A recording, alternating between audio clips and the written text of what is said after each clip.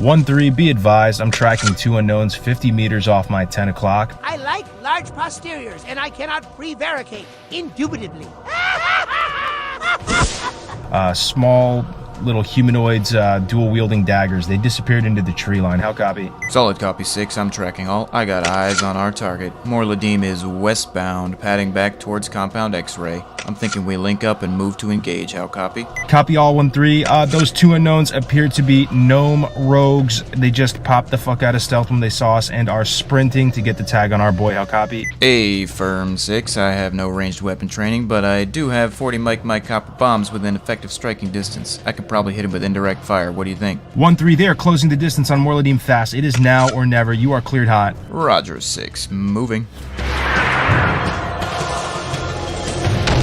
Good bombs, good bombs. Looks like the tag's secured, but he resisted the end cap, bro. 50 meters out, danger close. 6, keep him slow with concussives and rip threat off with distracting shot. I can't tank through an elite's damage. Navik, I am so sorry, bro. I am out of arrows and I forgot to res my pet. I will try to slow him with wing clip, though.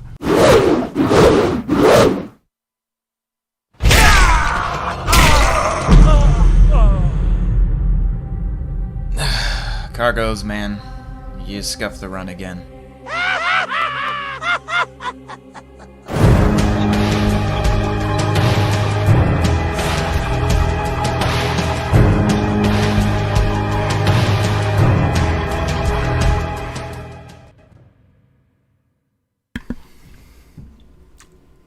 Alright, ladies and gentlemen, welcome back to the stream. Had to start the stream off with that little gem, courtesy of Platinum. Wow, a lot of truth in that. Cargo's scuffing the run with the duo leveling with Navik, the wing clip missing. Welcome back, guys. We're going to get some levels today. I'm rocking a tabard. I don't know if you guys noticed that. Tabard's looking pretty sweet. We're here in Hillsbrad, and we're going to kill some turtles for a little bit. We're probably going to grind out the rest of this level, killing turtles and finishing up some of the final quests in Hillsbrad. So that's the plan right now.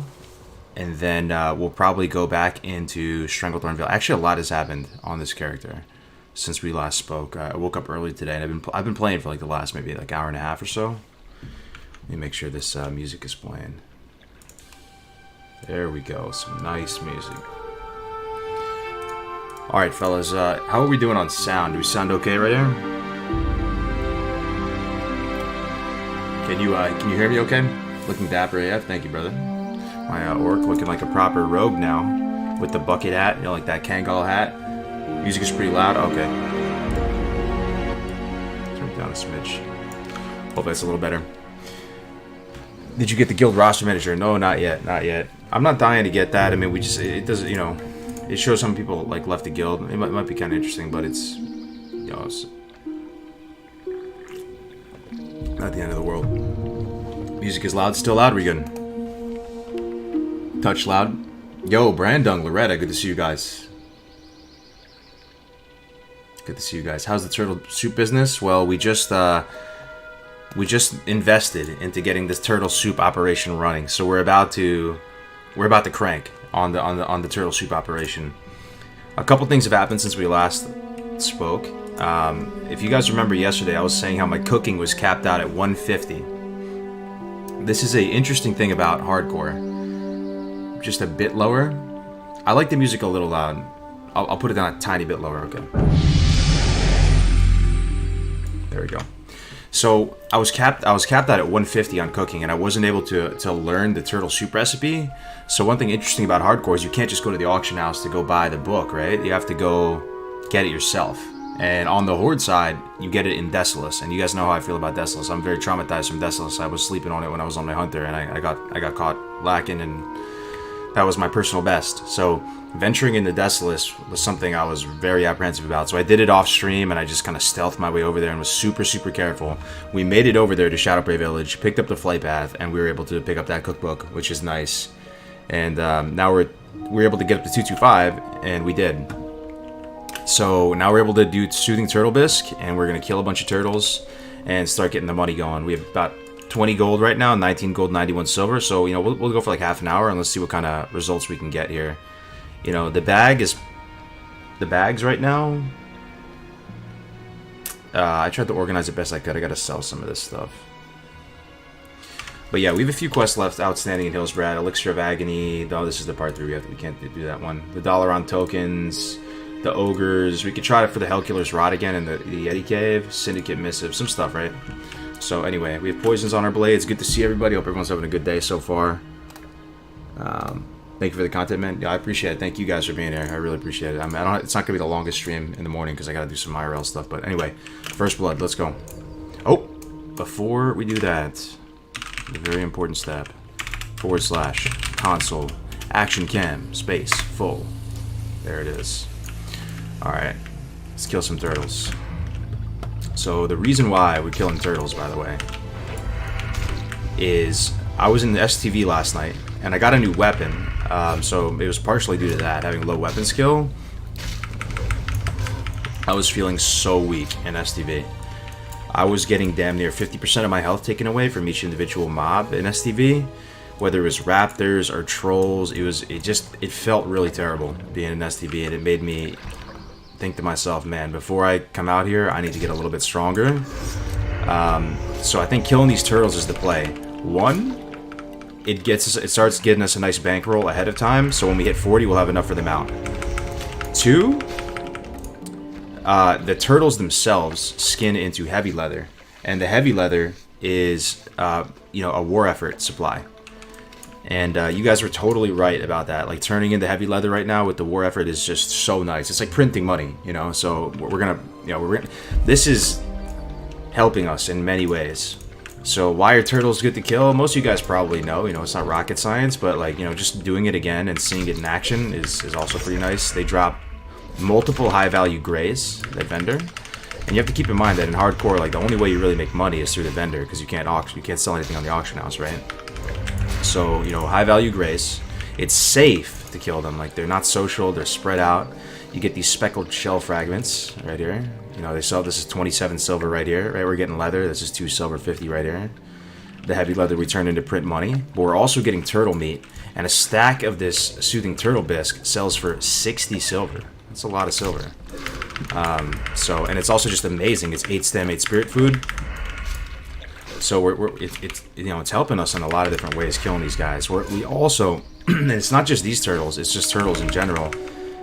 I'm pretty sure, because when we were in the Shimmering Flats, it happened as well. They dropped these clams. Dude, turtles are just the absolute nuts. They're the absolute nuts. Which add-on did you try to... I wasn't looking at the chat. Which add-on did you find to make the quest log so big? It's called Move Anything. Yeah, you just scale it up with Move Anything. You just scale up. It's like Info Pane 1. You just scale it up. So, these turtles also drop the raw catfish. You see this? So this is cooking skill ups right here. This right here, you can get the recipe from Terran Mill. And then the other thing, so it's like triple value from these things, bro. They also drop this thick-shelled clam, right? And you get a lot of these. And you open it up, and you get tangy clam meat. So that's more skill points. So they give you like 3 cooking recipes. I'm already 225 cooking right now, super easily. So, and on hardcore, I mean, this is just the dream come true on hardcore. And I was talking about it yesterday. I don't know what you guys think. But because you can only make money through selling stuff, I think there's a pretty good shot that cooking might be one of the best, if not the best, way to make money on hardcore. Which is refreshing, just having cooking be way more viable than it normally is. Not even for the buff food necessarily, but for the bankroll possibilities, especially when you pair it with cooking. I mean, with skinning. So it's pretty exciting. The thing that's also very interesting is that when you get the 300 cooking, or if you're trying to get the 300 cooking, you have to go complete that quest in Tannerus, right? So you need some, giant eggs. You need, what else you need? You need, oh yeah, you know what it is? Zesty clam meat. You guys know zesty clam meat? So I'm concerned about this. I don't know if you guys have any good strats for it. We're going to have to get 10 zesty clam meat. Now, the clam meat we're getting from these are not zesty clam meat. They are tangy clam meat. So in order to get the zesty clam meat, they drop from like high-level zones. I think it's Ajara. Or you could fish them. And I have fishing 1 right now. So we're going to have to try to find a way to get this this zesty clam meat to keep the cooking on point. I've been doing good on the scrolls. I have a ton of scrolls banked up, and I'm keeping a couple on me. at a time, and like my inventory is kind of scuffed. But man, it's hardcore. You gotta do what you gotta do. So I'm keeping at all times on me just at least, you know, a couple. A protection scroll, a stamina scroll, and an agility scroll. So when we have to get to those clutch or kick moments and we have to fight, you know, like an elite or someone really strong and we need to just push our power level up a little bit further, we have some scrolls. Now, you know, this stuff is costing us though, having our inventory looking so gross like this. I mean, I'm trying to organize it, but...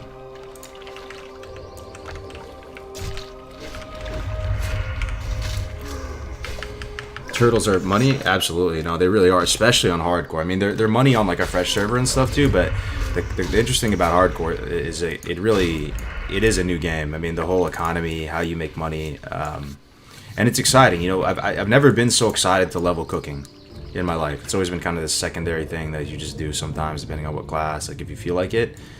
I'm getting a whole new appreciation for it on hardcore, because it's potentially like your biggest financial thing. I was really optimistic about herbalism, if you guys remember, you know, saying, man, the flowers, they vendor for more than the mining, right? Like, that was crazy to me. Flowers vending for more than stones. But the herbalism has fallen off in terms of the money. In terms of the value, it's still fantastic, because as a rogue, you can use the herbalism to craft yourself thistle teas, and also to make yourself the blinding powder. You know, I had my own fade leaf on me, so I was able to make blinding powder on the dot. Blinding powder on the dot, and we have blind right now already because we picked that up at 34. So herbalism is definitely an essential, no regrets, but it's not making us that much money. It's really not. So it's kind of skinning and cooking is what's going to get us this mount, and I feel confident that we just keep this up, we're going to have mount no problem at 40, no problem. And yeah, we'll see how much gold we can make really here in the next. Could this be a 60? I really hope so, man. I'm getting pretty attached to this guy. I don't know if my heart can take it if he dies. Because we're doing, I mean, look at our professions. Everything is, skinning is maxed out. I don't want to spend the 5 gold and sink that into this to bring it up to 300, because we're going to drop skinning once we get them out. And there's no reason to drop skinning right now, especially because with the war effort going on, you can turn in all the skins. It's not just this leather, by the way, heavy leather. It's also thick hide, is it? Thick hide, rugged leather. The war effort supplies use a lot of the leather. I was trying to study the vendors a little earlier. Is this now officially a Turtle Massacre stream? Yes, it is, for a little bit. We're not just going to do it exclusively. We'll switch it up. Like, I kind of want to grind turtles for maybe like 20-30 minutes, and then we'll go do some quests, then come back and we do another round of turtles.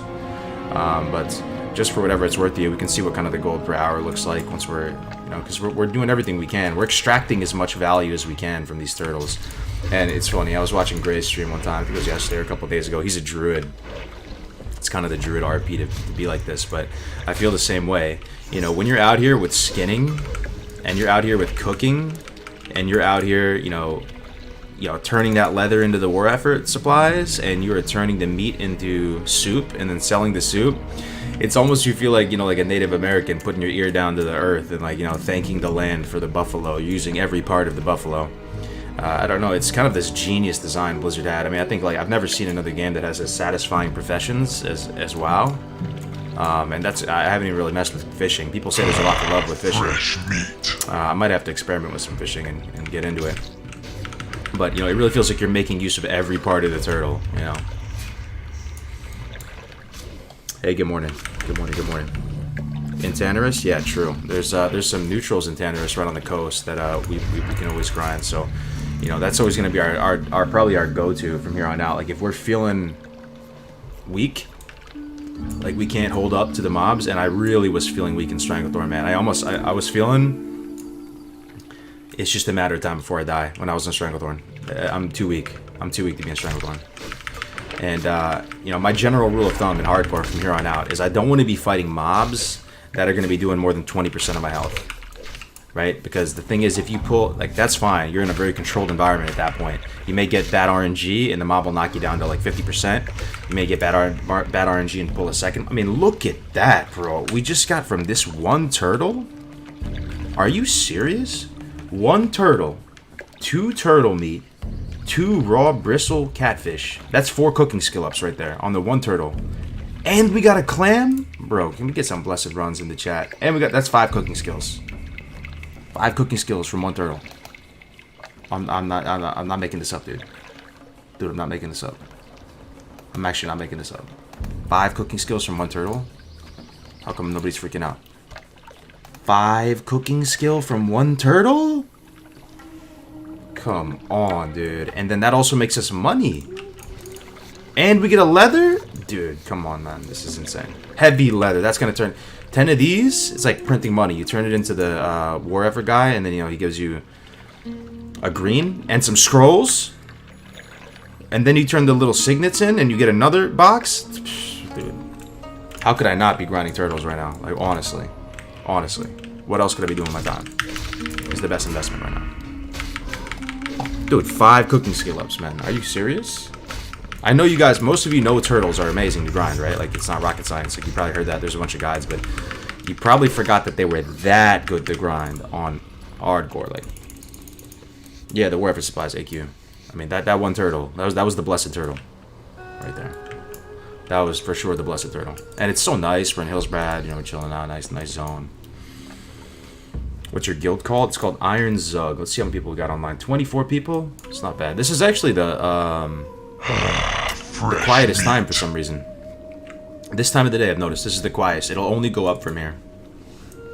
I see a turtle hiding down there. You can't hide from me. Let's see what the highest level is in the guild today. Oh, it's me right now.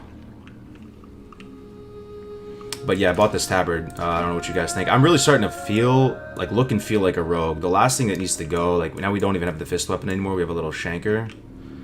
We got a little poker. I really need to get different shoulders. Like, these shoulders gotta go, right? Hopefully soon.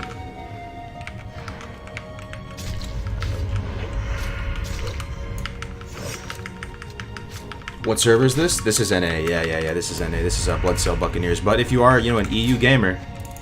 Oh my god, the value, dude. The sickest nerd chills. The value, dude. And a heavy leather. Oh, man. And XP. We're getting rich, boys. We're getting rich. We're building our empire. We're gonna be like John D. Rockefeller from Turtle Soups. Be the richest hardcore character. We're gonna have it mounted 40. Easy peasy. Be the Vanderbilts. Fresh meat. Yeah, what do they call it? Robber Baron? Be the Robber Baron with my cool hat. I feel like Classic WoW formula is so simple, and that newer games try too hard. Like fishing, it's so chill, but the bobber doesn't always catch. It's like a lottery. Bro, I don't know what they did. I honestly think they didn't even realize what they did. I don't think Blizzard even understood what they created when they made this. Like, maybe they didn't expect... I feel like they didn't expect it to be this good. It turned out to be like the most galaxy brain game ever made. Walter White of the Turtle Bisque Cartel. Dude, I'm telling you, man. We're gonna get rich right now. And we're just gonna do it in absolute safety and comfort of the Hillsbrad foothills. Just making turtles bleed.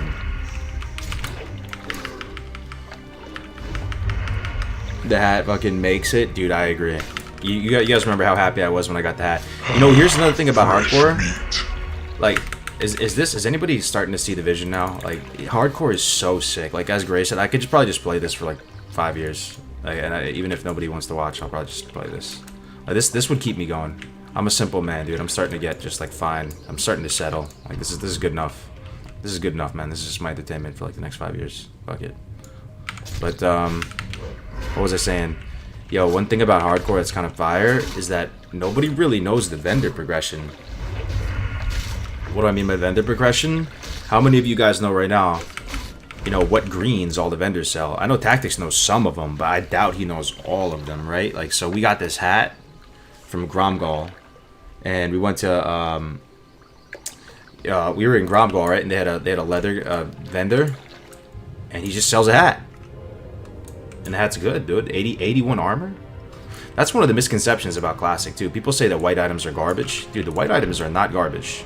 The white items are fire. Like that fist weapon? Dude, the white items are some of the most awesome items.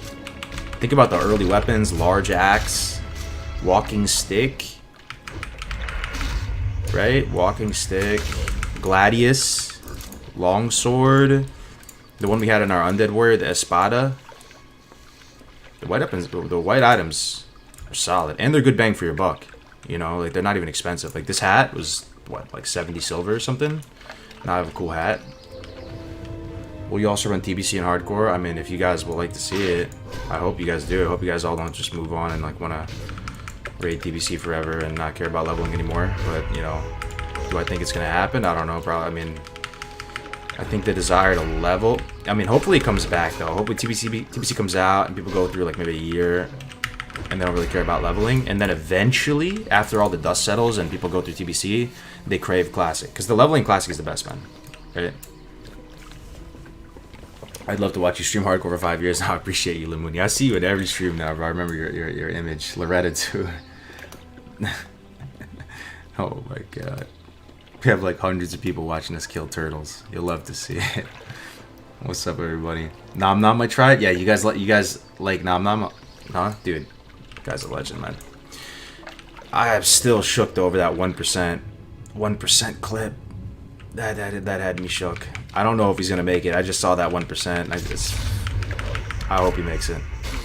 He has close calls every time I watch him. He's like the biggest brain hardcore player, but he's just every time, man.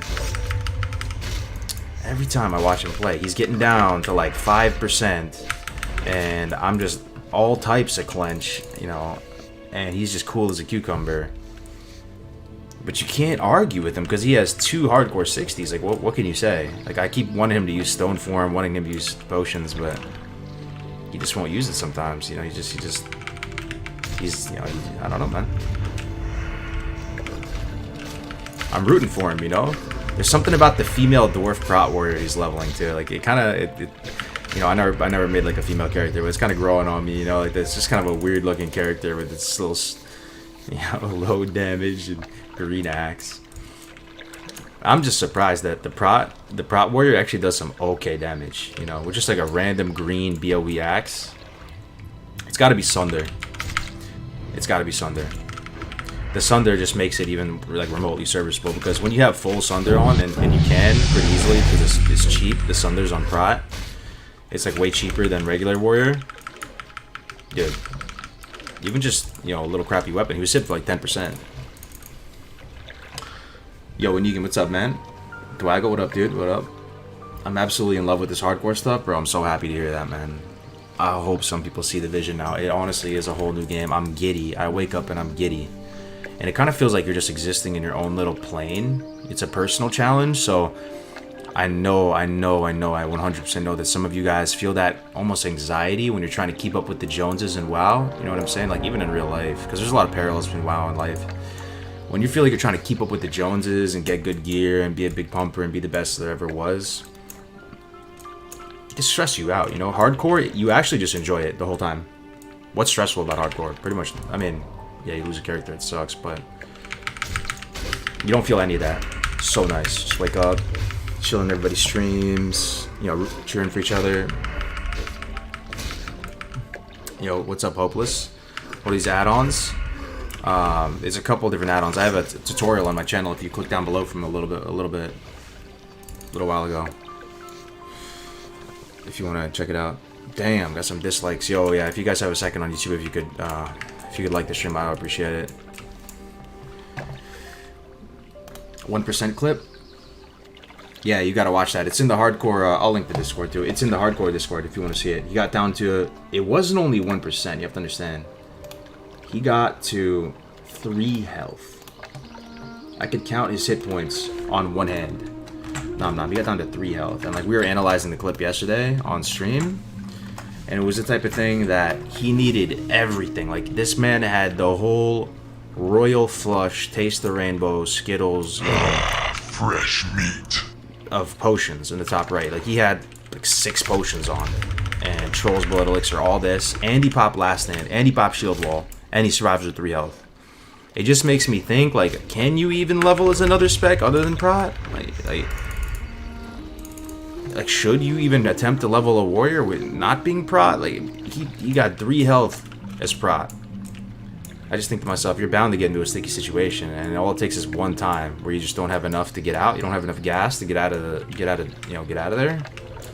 I mean, I know you can. Like, we had someone do it. HC Berserker got 59.5 and then died and then got 60 again, but warrior definitely is the roughest, man. But it kind of makes me want to play warrior. You know, like, I was thinking that if I die on this guy, I might just make a chunky Tauren you know, and then make him go prot, like huge, like big beefy Tauren, big shield, you know, the extra stam, war stomp Tauren, go kind of like a prot build. That sounds pretty fun, but type of thing. It could sound more fun than it is. But yeah, I don't know. We'll see what happens. We're going the distance with this guy, right? We're not dying. I'm playing as safe as I can. I don't know if you guys can detect it, but my risk it for the biscuit threshold has Fresh meat. decreased significantly, man. Like, significantly more risk averse.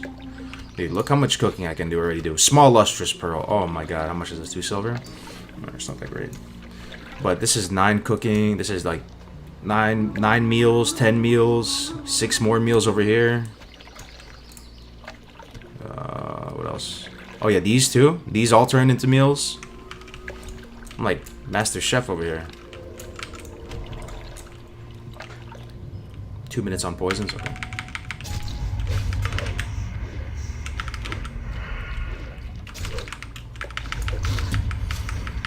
Did you do the follow-up from Leap of Faith? No, hell no. Killing Grenka, the harpy? No, I didn't do it. Oh wait, you know what it is? The follow-up is Rockalim, right? And then Grenka's after that. I could probably do Rockalim. Oh, Kigo's joining the guild. Oh, you'll love to see that. Another one. Join another hardcore soldier joining the ranks. 31 people online in the morning, man. You'll love to see it. Yeah, the Grelka quest. Yeah, I don't plan on doing that, but I think I can do Rockalim. Rockalim is the rock elemental guy. You know, imagine you distract his little gremlin, his minions, then you open up on him. Because the thing is, you're out in the middle of the, you're out in safety. You're just out in the middle, so you could clear a big swath around him, distract his minions, open up on him, burst, Thistle Tea, burst with evasion up, and then try to vanish. And even if the vanish failed, because I always think you should always have a contingency if the vanish failed, I'm never going to try to use vanish as a 100% out because it can fail. If the vanish fails, you can just sprint away. Chef. And because you're out in the middle of the open, you can get away, I'm pretty sure. Jordan Cruz with the $5, starting the stream off strong. Thank you very much, Jordan. Hope you're enjoying the stream, man. Fresh meat. Dual leveling in hardcore, isn't it a bit cheating? I mean, it's not that serious at the end of the day. I mean, it's dual leveling, man. Here's the thing.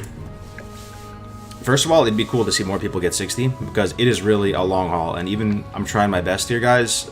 I don't know what the chances are truly of me getting 60 on this guy. It's a long, punishing grind. And one of the most fun things you can do in this game, point blank period, factoring in everything you could possibly do in this game, is dual leveling. Ask anybody who's dual level, they're gonna say it is so fun because you have somebody shoot the shit with. The time just flies by. You know, you can making complementary professions right there. Like, how fun is that? You know, somebody goes engineering, somebody goes blacksmithing, and then you create armor for each other. You know, you pick like complementary talent builds, complementary classes. I'm telling you, it's one of the most fun things you can do in this game.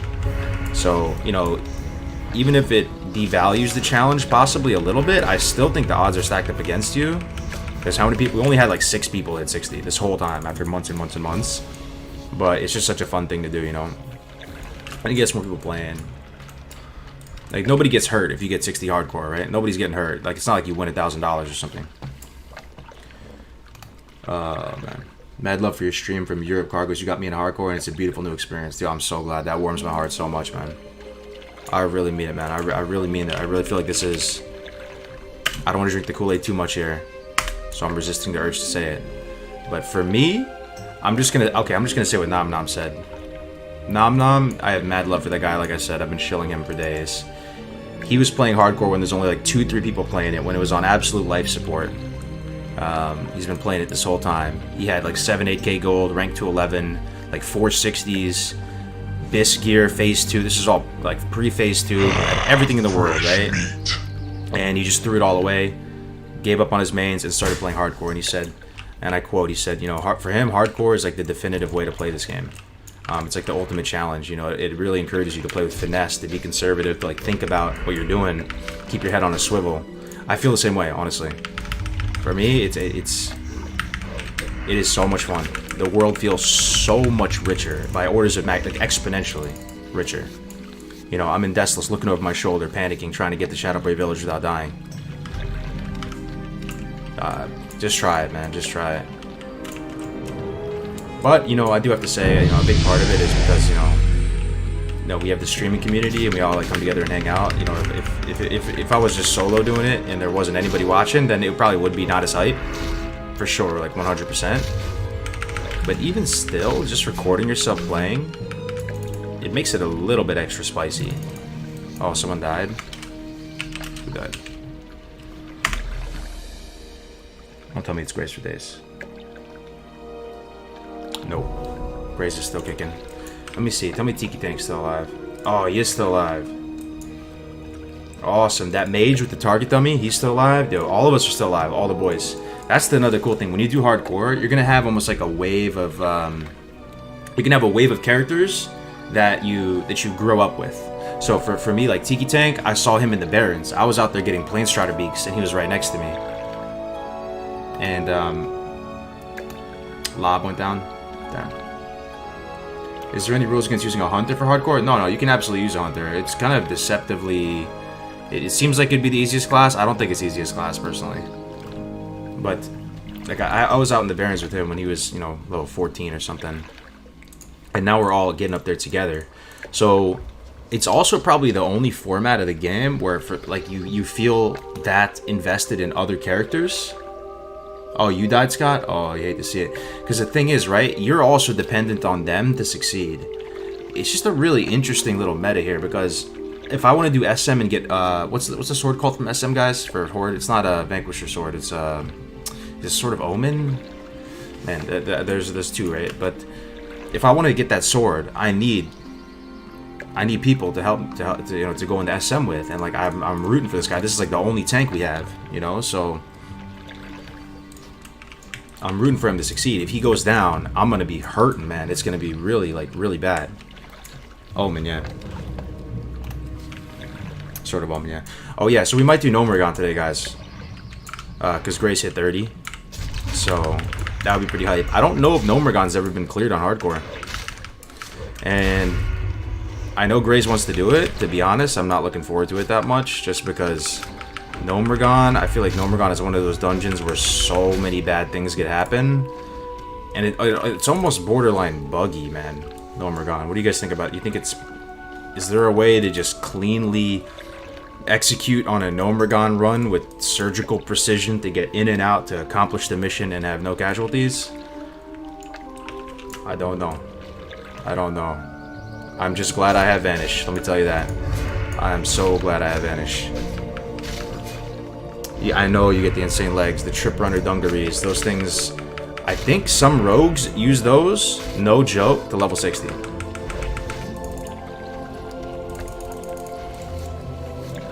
They can use them pretty much the whole way up. They're so good. It has some absurd amount of agility on it. That would be the perfect thing to use your armor kits on too, because you use it for so long. You know, like you always want to put it on a piece of gear, because you get a few armor kits from quests. That would be the perfect thing. When you get those 2 heavy armor kits, put it on that. If you get it, just save it. The patrol bots, and the thing is, so Graze is level 30, right? And he's gonna be the healer. Here's the thing, man. If you're too low level in there at Nomergon, you can pull weird stuff. Like, I swear, it feels like you can pull through the walls. You can pull guys that are across the other platform on the other side. Do you think he can do it at 30, guys? Like, do you think it's going to be a Cloud Fiesta? Or because there's no rush. Like, you know, I'm thinking maybe wait till he's 32 or something, then do it. Just so we're as high as possible. But I mean, let's be realistic here. Like, if you think we can do it now, and I'm overhyping it, then definitely, you know, let me know what you think. Hardcore on retail. I think Iron Man would actually probably be better for retail. I don't know how retail works really, but Iron Man might be better. I still think hardcore would probably be better, just because using the talents is fun, right? Who wants to level without using talents? Something you can look forward to. You know, it's already a long haul.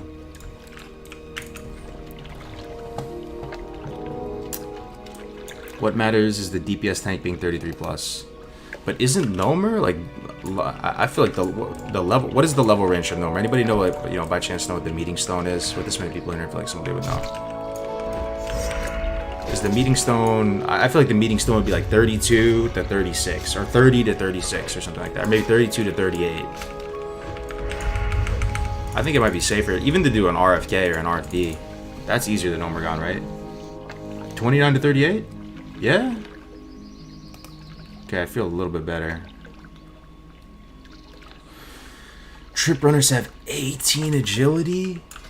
Dude, double digit stat? Look, I have nothing with double digit stat. Nothing even close to double digit stat. I mean, the Seal of Sylvanas is incredible, though. Look at this. We got this from SFK. No more range is nuts. The mobs at the end are like 8 levels high.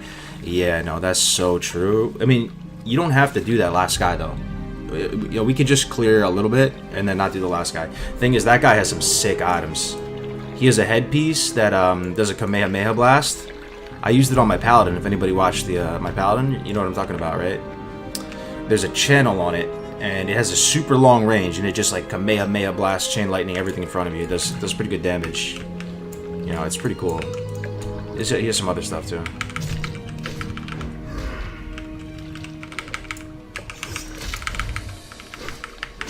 The Trip Runner dungarees are absolutely busted. Yeah, no, it's 100%. I mean, I have Vanish too at the end of the day, right? And I know the layout of Omegon pretty decently well, so if anything, I'm concerned for the mages even more than myself if the mages go in there. What classes have made it to 60? Mage, Rogue, Warrior, Priest. That's it so far. All right, let's check on this inventory. How are we doing? We have enough inventory to do another pass. Looks like it. So we have 20 turtle meats, 10 clam meats, 14 clam meat. Look how many of these we have too. God, what a great spot to grind. All right, let's do another lap. We'll do like one more lap and then we'll do some quests and switch it up a little bit.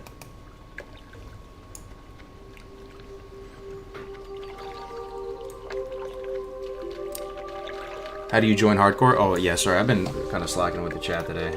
Here's the Discord invite, man, if you want to check it out. Here's the Discord. Everybody is, 100% more than welcome. Everybody can join. It's a really nice community. It's been growing really good. And you don't need to join the guild either. You can just do it by yourself. If you don't feel like joining the guild, you don't have to join the guild or anything. It's chill. You don't have to name yourself HC. But if you're looking for a community, there it is for you. Do you ever use Razor Naga or Corsair Scimitar? So I'm a lefty, right? I assume that what you're talking about those are mice, and I'm a lefty, and I use the mouse in my left hand, so those are kind of a non-starter for me usually. Ooh, Briarthorn. This is super big right now. If it drops Swift Thistle, always got to pick up the Briarthorn.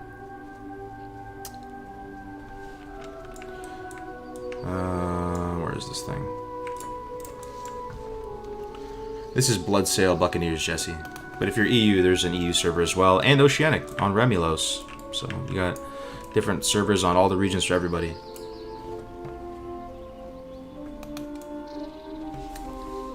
The fresh meat thing, yeah, I love it. It's way better than what we had before. Welcome all the new fresh meats. Yep, the turtles are back up again. Man, this is such a good grinding spot. I've been liking this rotation on the turtles too. You guys seeing it? It's interesting. I open with Rupture, and then I throw on a. No, I open with Garrote. Sorry, and then I also throw on a Rupture. We're gonna get almost full value from this Rupture. You see that? We maybe missed 2 ticks, maybe, but it feels really good. Because these turtles have high armor, right? So let me see if we have a full stack of heavy leather too. Yep. So we have 13 of these. Every 10 of these heavy leather, we go to the war effort, turn them in. Get a sick green item and some scrolls.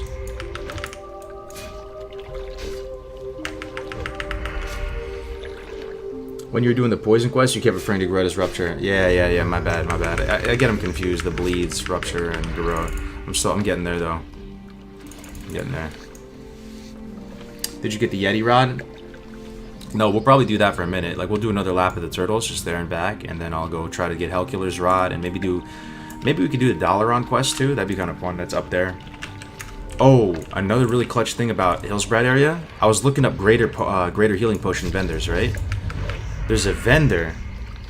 It might be the same guy who sells the frost oil recipe up in Alterrock up here. So you know there's this castle here, right? There's a vendor in the back of the castle. And you can go around the back and you can kind of parkour your way up into the walls and up. And he sells greater healing potions. So he sells up to 3, I think. So I want to check on that guy periodically too. So, because I only have 1 sacred greater healing potion left. And I really gotta be careful with it. I also have 1 mage weed bandage. So those are my go-tos right now. Should always turn in low-level herb mats. Oh, I definitely would, man. Especially if you're level appropriate. Oh, it'd be huge. If I could do it over again, I'd be turning in all kinds of Peace Bloom. Absolutely. Also the wool band-aids too. If you get PvP ganked, yeah, that would count. But we're on a PvE server, right? So we would have to do something stupid and get ourselves flagged and then killed by the enemy faction. So it probably won't happen, but it's possible. You can do it. I love your nerd cave. Thank you so much, man.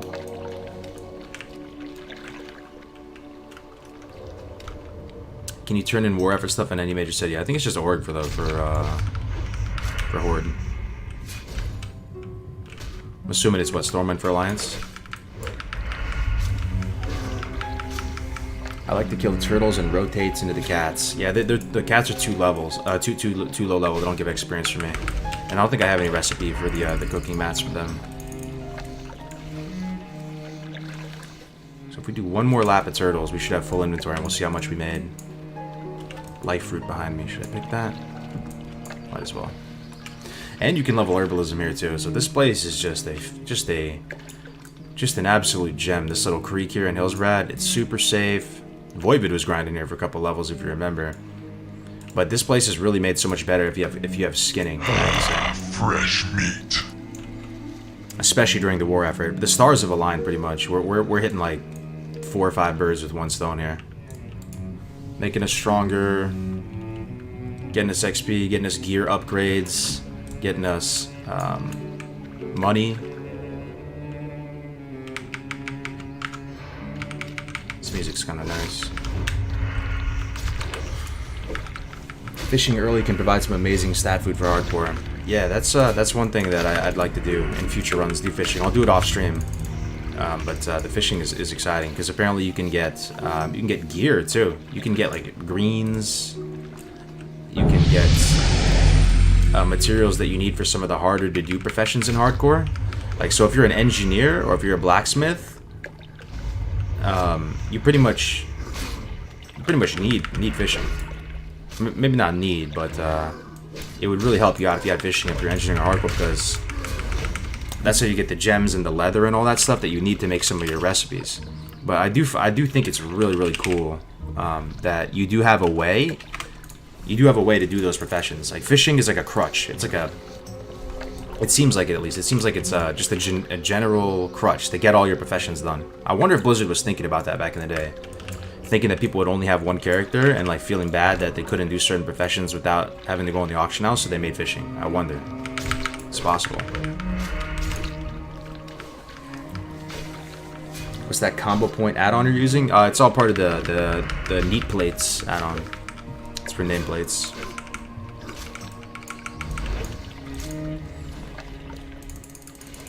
If TBC dropped tomorrow, would you abandon this guy? Nope. I would not. I value this community we have too highly, and I'm honestly having so much fun right now. But the thing is, if you guys all watch TBC and nobody would watch this, and everybody was just done with it, and like, you know, all my friends, Grays, Defcam, Meldoron, if they were all just playing TBC and nobody cared, then that probably would make me play TBC, right? But that's just the hypothetical, so.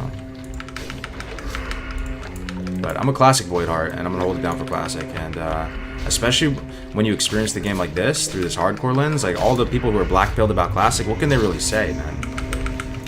What can the people who take the classic black pill say about hardcore? It's kind of just playing the game and you know, just such a nice, like, beautiful way, you know.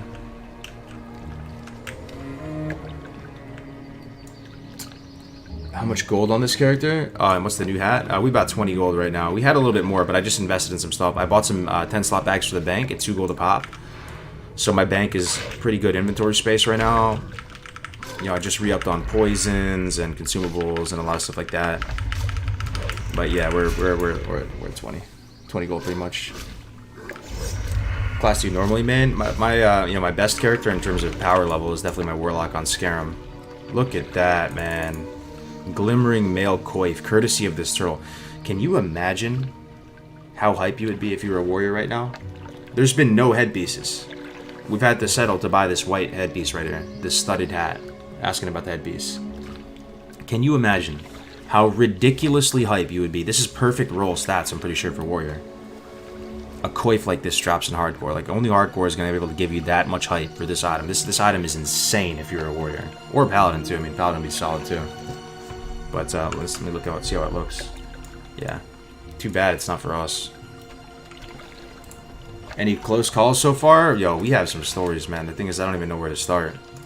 Whether it was the Poisons quest, BFD, whether it was almost dying in SFK when we the whole instance pulled, whether it was you know, soloing some of the elites that we soloed.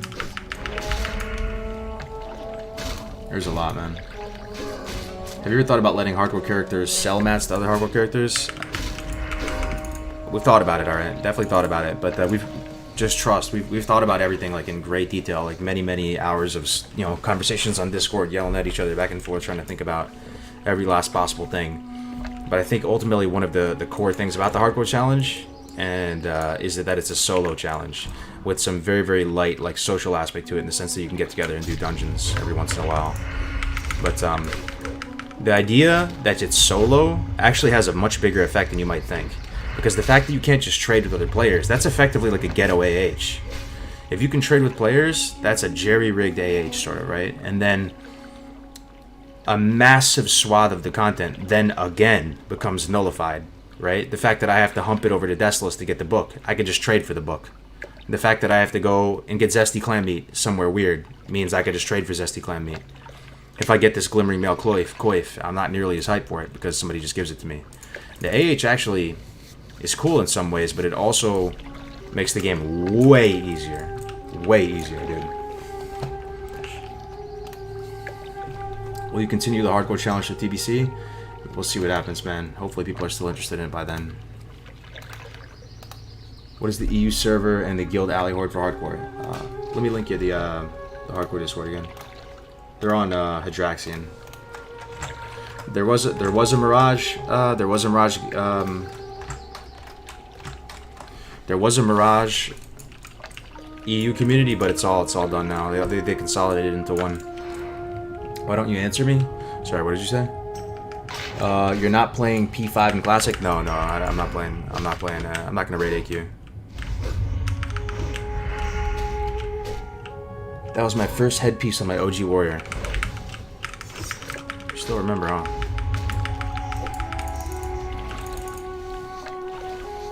Only profession impossible is enchanting without the rods. So yeah, there's that, but there is a shared stash system. So it's still solo. I don't personally use the shared stash system, but it's something that makes the mode stickier for some people. Some people absolutely love it, and people who are playing hardcore for the past months and months were asking for it. I'm not going to get into great detail with it, but TLDR, you can mail items between your hardcore characters. So it's still a solo challenge because they're your characters. But you have to mail them before they die, and that'll allow you to do some of the deeper crafting stuff, because some people just love crafting. It's one of their favorite things. And you know, being able to mail a little green over to a new guy is going to keep their head in the game and make them want to continue playing hardcore and keep giving it a shot, even after they die, because let's face it, you know, you're probably going to die. I'm probably going to die. It's tough, man. Yeah, I know that's the one rule you're not a fan of. There's definitely pushback on it. Like, you're never gonna make everybody happy, right? But it's something we're trying out. And at the end of the day, you gotta just keep in mind that nobody gets hurt if you get 60, right? You get a hardcore 60. Ultimately, you just want people to have fun and you know, play the game in a way that was closer to like how it was back in the day.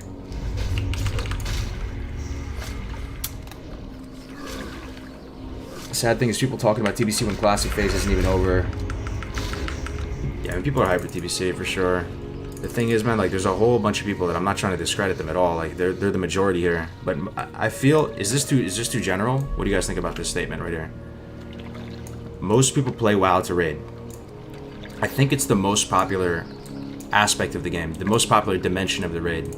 So, like, when people think about all the different buckets of what you can do, PvP, leveling, raiding, professions, most people, probably like 80% of people would say, I have the most fun raiding. That is my favorite aspect of it. So they're thinking about it from that perspective. So, you know, like the classic raids are on farm already, and there's, you know, we're in a big drought, you know, but AQ wasn't out for a while. So for them, you know, they're just thinking about DBC and the raids and how much more difficult the raids are and all that. So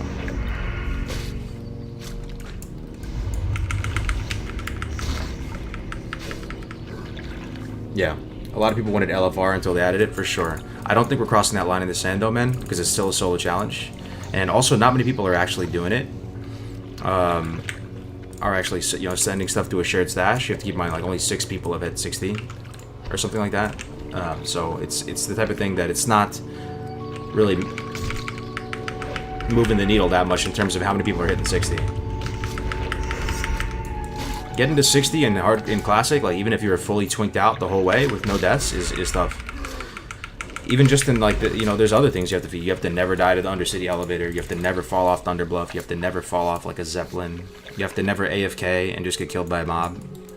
You know, there are times where you might take a phone call and you're just an STV and you just have a raptor near you and you're not paying attention. You get a little bit too low, then you pull another mob. That means you never pull, you know, a high-level elite or a padding patrol in the Barrens or in the STV. Pull, you know, that 38 elite crocodile on STV. A lot has to go right for you to hit 60 the whole way. And I know I'm going to do my very best, but it's not a guarantee. Yeah, I'm not going with the shared stash as well. I want it to be as hard and as, like, legit as possible for me. Like, I'm not doing anything. I'm not sending any mail or anything.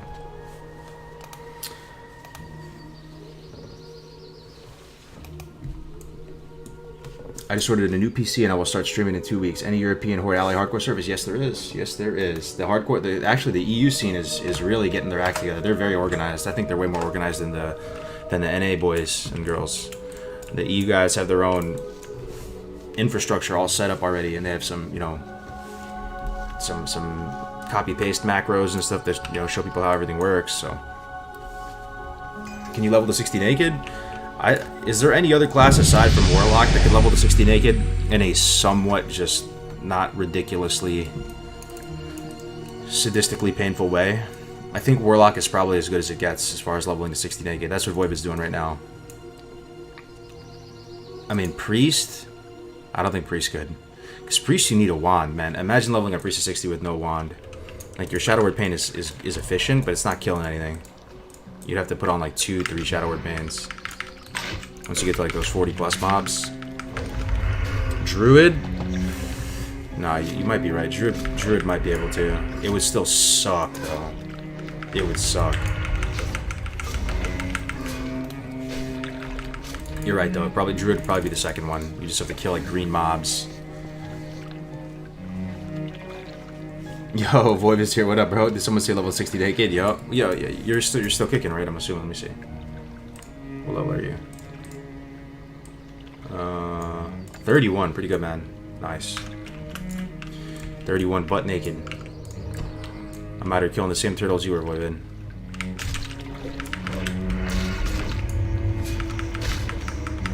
Just did Shimmering Clads? Nice. Do you have any ideas of what you could do with 60 with the hardcore character other than regular 60 content? It's 60 with the hardcore character. I mean, the sky's the limit, man. I'm not sure. Like, there could be other stuff. You know, as of right now, the challenge is kind of over when you hit 60. So. You ain't making 60 bra more BFD in Wailing Caverns. Oh my god, dude. Yo, Drinky, man. Good to see you, bro. Good to see you, man. Like, seriously, man. Good to see you, bro. Thank you so much for the 50, man. I really appreciate it. You ain't making 60, bro? More BFD in Wailing Caverns? So we're thinking about doing Nomergon, Drinky, and Grace for Days is level 30. And he's also Grace for Days, aka Blaze for Days, aka the God King of Mulgore. He got that name because he kept restarting. He kept having to restart because he kept risking it for the biscuit too much. So There's a shot we don't make it today. I'm nervous about this Nomer. I'm nervous about this Nomer run. I'm nervous, man. I'm just happy I have Vanish. HC community needs a turtle counter. I might have to make one once we get up into the higher levels if we do. I feel like this is the one though, Drinky Man. I'm really trying to play as safely and as conservatively as possible to get there.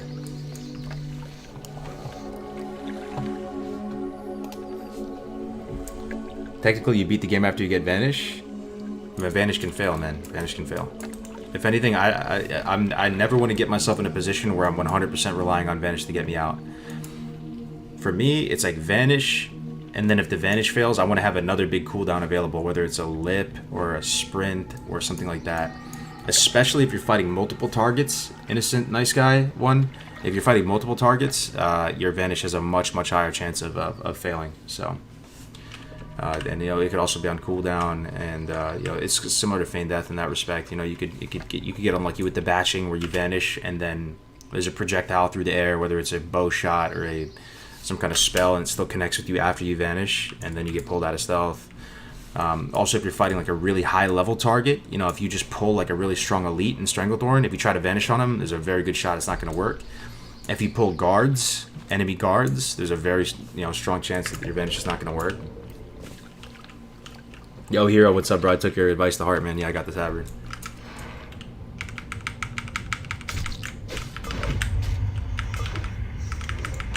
I think the tabard looks pretty cool.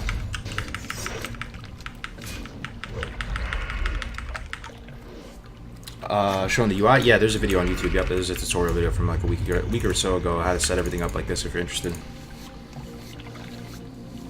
Noma run? Yeah, dude. Lip OP. Does anybody know offhand how you get the recipe for Lip? Is that something I could realistically get in hardcore? I feel like you can get a lot of stuff in alchemy, because when I see, I see Nom Nom play, he has solo. He has the nature absorb potion that absorbs like 1500 nature damage for lightning bolts when you're fighting mobs. He has the shadow one already. He has all types of potions I didn't even know you could get solo and be able to just do by yourself with absolutely no help. So there might be a way to do it. Lip would be huge. Lip would be huge. Followed by... Yeah, no, Lip is probably the best. Those are Vendor. Oh. My Vanish has never failed? Are you a 60 rogue? Or are you just... I mean, there's... Did you just get Vanish?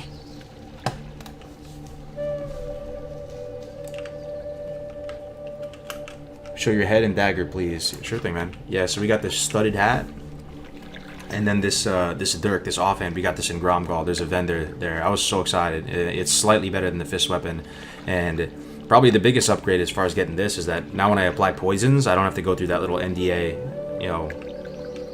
terms of service accept thing. Because if you try to put a poison on a white weapon, it gives you a little pop up.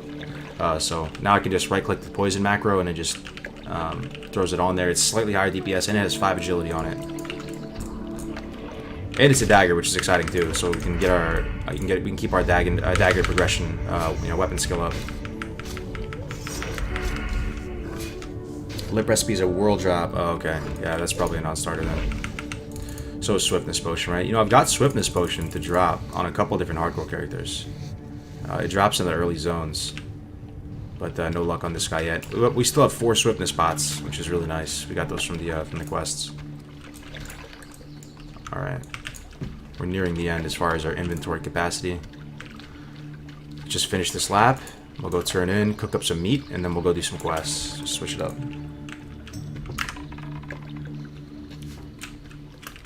Is this retail? No, Tanner. This is Classic WoW. It's the OG version of the game.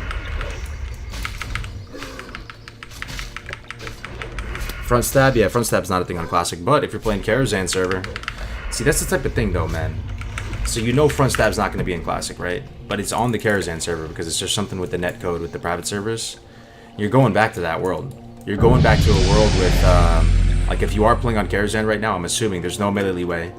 There's smaller batching windows, which I'm sure maybe a lot of you are super excited about, but you're not going to get that, most likely, come real TBC Classic, so it's kind of debating you a bit.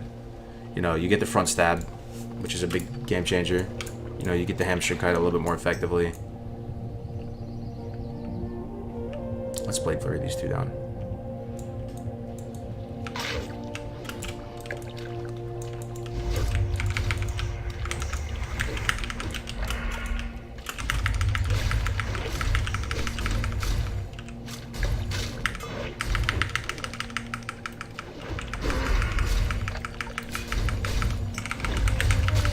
Yo, Chalt.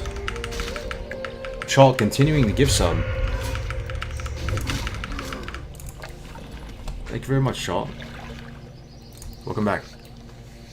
How many heavy leather did you get? We'll see. Let's see here. Man. Where is it? 19. So, man, that's so good. So each 20 leather, correct me if I'm wrong, is 3 boxes, not 2, because you get 5 of the signets of each one, right? So then once you get 10 signets, you can turn those in. So that's huge, man. 3 boxes, 3 greens. Each green probably on average is maybe like 35, 40 silver in terms of vendor value.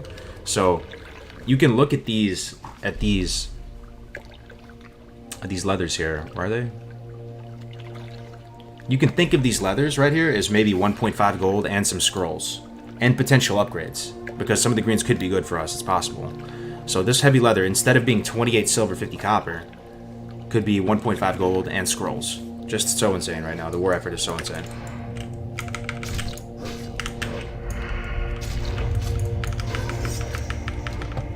Making that bank slinging some bisque? Hell yeah.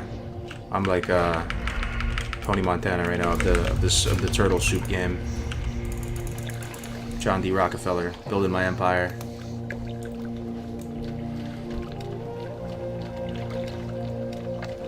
Is there any cash up at Vanilla right now?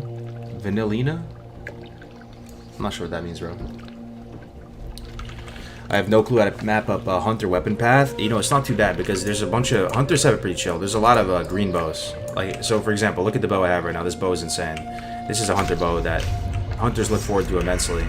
I picked this one up at Freewind Post. I'm not sure if you're Horde or Alliance, but there's a lot of just good vendor bows.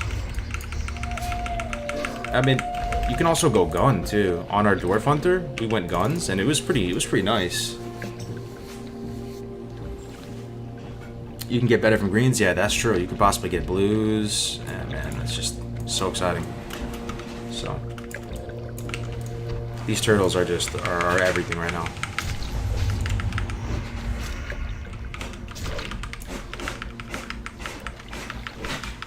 The difference between YouTube and Twitch is so huge. What do you mean by that, Woybid? The quality-wise, or...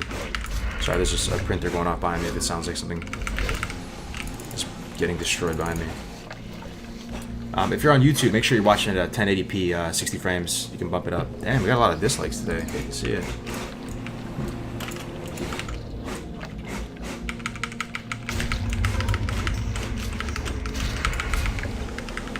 Twitch is so much better. Are you saying that if you vendor those greens, why not go enchanting to disenchant? Fresh meat. I mean, I just don't think it moves the needle as much, man. Enchanting your own gear. Like alchemy, you get stuff that actually affects combat, right? Engineering and alchemy affect combat with in a world with no age. You have potions, and then you also have, you know, gadgets and gizmos, trinkets, bombs, things like that. We're just vendoring them for the money.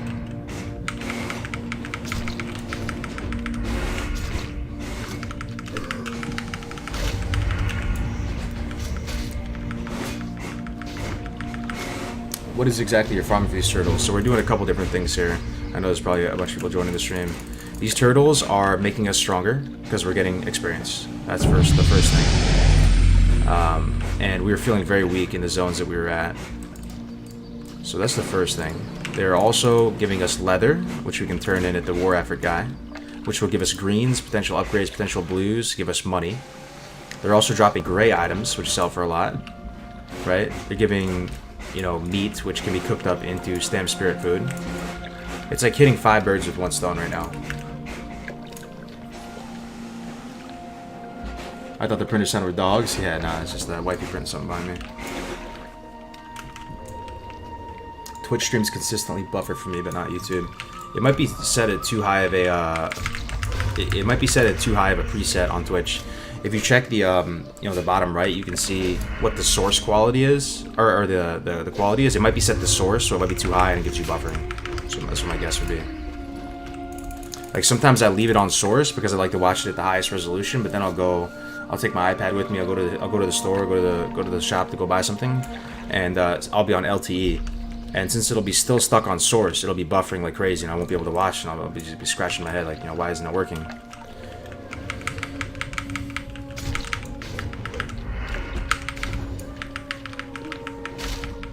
Does YouTube automatically record the stream? Yes, it does. That's one of the greatest things about streaming on YouTube, to me, for people doing the hardcore challenge. Some people say, stream on Twitch, and then you can download the Twitch VODs, because they'll save them only for a period of time, maybe like a month or something. But if you stream on YouTube, it'll be up there forever. YouTube's paying for that storage, I guess.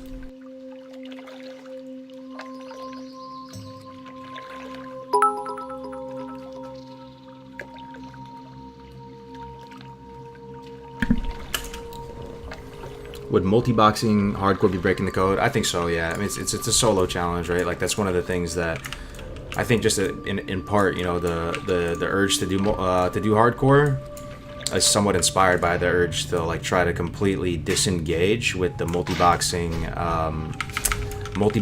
dungeon boosting, dungeon cleaving kind of meta, and create a framework to play within that aligns all the incentives in terms of efficiency and fun. Efficiency, fun, RP, all in that same... Everything gets aligned and matched up perfectly, so... You're having fun, you're also RPing, it's also the most efficient thing you can be doing. Multi-boxing is just busted, dude. It's just busted. You have two characters. Like, there's just no way to keep up or have any sort of fair level of competition or anything like that. Immersion breaking, all of the above. I know some people enjoy it, I don't mean any disrespect, and ultimately it's not the player's fault. It's Blizzard's fault for allowing it. But I'm no longer sweating those kind of issues just because we're playing hardcore. All those, those black pill thoughts you have about classic and how scuffed this or that is, all that just goes out the window when you're playing hardcore because you're just kind of in your own lane with your own small community playing the game. What up? You dig that? Good to see you, bro. Like you cut, G. Appreciate it, Justin. When's the war effort thingy ending? So on some servers it's probably over already, right? On most, I mean, do I say most of your servers? I'm not sure on most, but this is a low pop server, and the horde side is almost non-existent because it's a PvE server, RP PvE. So there's generally less horde pop just to begin with. So I don't know how long it's gonna be lasting, but I would assume on any like high pop server it's done already. I'm assuming. Need to get her a laser printer. I think I have a laser printer. Maybe not. Young Creasy, 100 biddies, sneak preview of the 48 to 60 turtle farm right here. Yo, you remember, right? Absolutely. Okay, I think we're about as full as we can be in terms of inventory space. Oh, maybe a little gas in the tank. All right, last turtle. Then we'll go vendor, cook, and then do some quests. We'll be back for more turtles in a bit.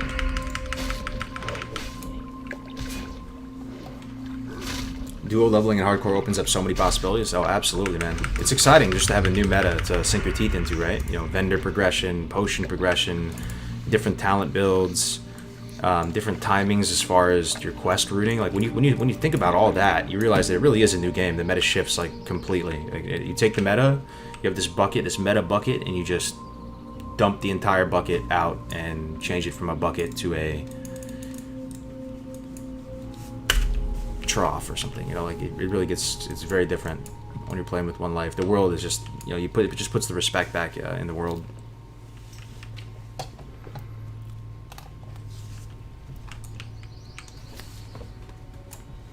How do you feel about some sort of prestige system to incentivize people to level again and keep servers active across all levels? Yeah, we're definitely, a lot of people have been bringing that up, the idea of having like an achievement system. So it's not like you're adding more rules, because the more rules you add, people tend to just, there's an adverse reaction to that. I would have an adverse reaction to that. If you imagine you try out a new game mode and you okay, what are the rules? And you see this huge wall of text in front of you, you just be like, this is weird. But if you had achievements, which weren't rules, but they were just optional things that you could do to like add flavor or additional prestige to your run that were just kind of optional. Like for example, one would be, hunters having mortal pets, so you had to retame your pets. That's a popular one. It wouldn't be changing the rules of hardcore, but it would be something that, imagine when you complete the run and you get to 60, you could have like a little badge or something that would show, like, this guy did it with this skull, like a skull modifier in a Halo campaign or something like that. What is it? I think that would be cool. Alright, so we're keeping heavy leather. How much turtle meat do we have? We just farmed up 40 turtle meat. That's pretty good, man. We did like 2 passes. Leather's selling for a good amount. Fresh meat. Good amount of clam meat here, 23. Good amount of raw bristle. Each one of these raw bristle whisker catfish also turned into cooking food. So, I mean, this is each one 10, 20, 30, 40, 50, 60, 63, 76, 77, 63, 77. 77 cooking skill ups right now. So that's why I'm at 225 right now. This is the already cooked one, so I'm going to sell that. Sell this. Beware the living. So the one problem about this encampment right here is there's no cooking fire. That's a problem right now. Unless we can get creative right now as a stream. Any brilliant ideas? Like a torch or something we can cook on? But yeah, this fireplace isn't lit, is it? Nope. Damn it. Can we cook off this dude's torch right here? No, probably not. I mean, like, once you get to 60, you can completely reset back to level 1 with an elite border character from... Oh, I see what you mean, like in COD and stuff. Yeah, dude, all that is possible, man, for real. That's really interesting. I never thought about that. Check the vendor. Oh, that's true. I don't know if he has anything we need anymore, though. Who, Swift Thistlepod. Hell yeah. Yo, Zeranu, what's up, man? Flint and tinder from trade goods seller. Okay, yeah, that's big brain, right? And we can make our own campfire, you're saying? Yeah, well, I'll check that. Can't you just buy wood and whatever? Yeah, you can, but I've never had like a lot of success. Yeah, this guy doesn't sell the broad knife. I've never seen it. We've checked this guy like 20 times. He never has it. Be safe. I think it's a myth. I never have a success. Every time I try to find a vendor that sells flint and tinder, I can't find one to save my life. We'll try to find one. That's our only shot, right? You can cook at the human village west of Terran, but there's guards and stuff there, right? Alright, trade goods, trade goods. Here's general goods. I think general goods would have it. Hello. Oh, flint and tinder. Oh, Embrace baby. the shadow. Oh, that's huge. Yo, Brian, thank you, man. That's big. Fresh meat. You guys ready for a little cooking stream? Here we go. Basic campfire. Beautiful, beautiful. Let's get nice and close. So let's see what we can whip up today. Some bristle whisker catfish. So one thing that's cool about cooking, right, just as a general thing, if some of you are maybe new to the game or don't know, when you cook, and it's not even just cooking, it's band-aids, it's everything. When you craft something from a simpler ingredient into a more sophisticated ingredient or whatever, it gains value, so it vendors for more. So if you don't want to be lazy, oftentimes I'm just too lazy, I'll vendor my cloth, but if you really wanted to like make as much money as possible, you would turn all your, cloth into bandages. Same thing with food. So we're just gonna cook it all up right now. It's cool though, it doesn't even require any sauces or spices or anything like that. You're just roasting the catfish over the fire. Get more wood.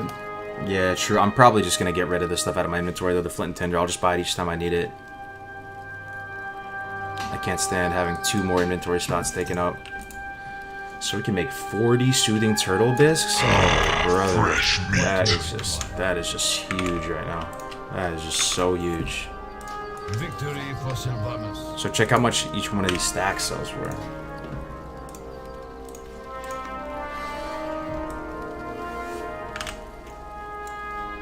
Can I cook with the UI off? Nope.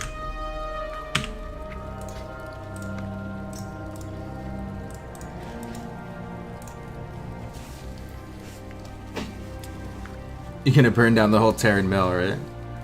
I love just the way all the fire, torches, ambient lighting looks with the graphics this way. Where can I find my first wand as an Alliance Gnome Warlock? If I had to do hardcore, you know, as a Warlock or a Priest, the more and more I think about it, man, I probably wouldn't craft a wand.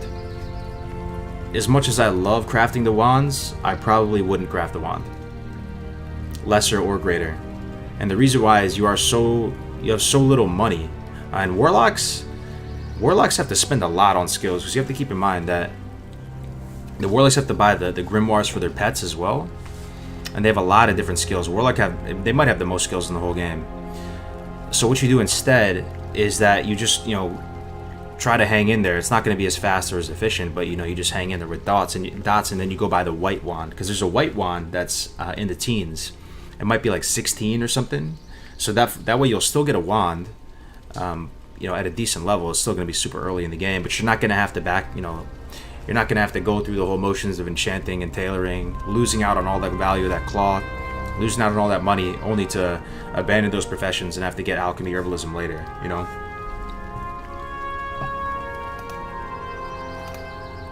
What graphic settings do you use? It looks godly? Yeah, I'll show you. I have a whole tutorial on my YouTube channel, man, if you want to check it out on how it looks like this, but I keep crafting lessers to level up, enchanting the greater they sell for 5 silver each. I keep crafting lessers to level up.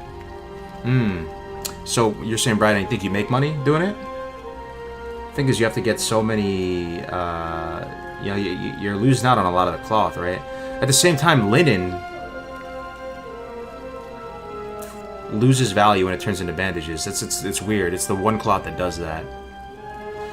I just think ultimately you're gonna have to get a profession that affects combat. So you're gonna have to get either like alchemy or engineering at some point. So like if you're gonna go down that road of enchanting tailoring, you're probably gonna have to like get rid of it at some point.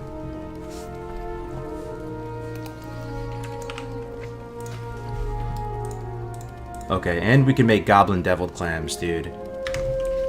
So insane. So we need hot spices. 23. Trust no one. Hot spices. 23 goblin deviled clams. All this is stam food too. So this is the 6 stam food. The soothing turtle bisque is 8 stam, 8 spirit. This is insane, man. Look at this. 60 silver a stack, guys. So nice. So this is 60 silver. That's 1 gold 20. 1 gold 80. 2 gold something. I mean, this is like 3 gold worth of just soups that we have right now, you know?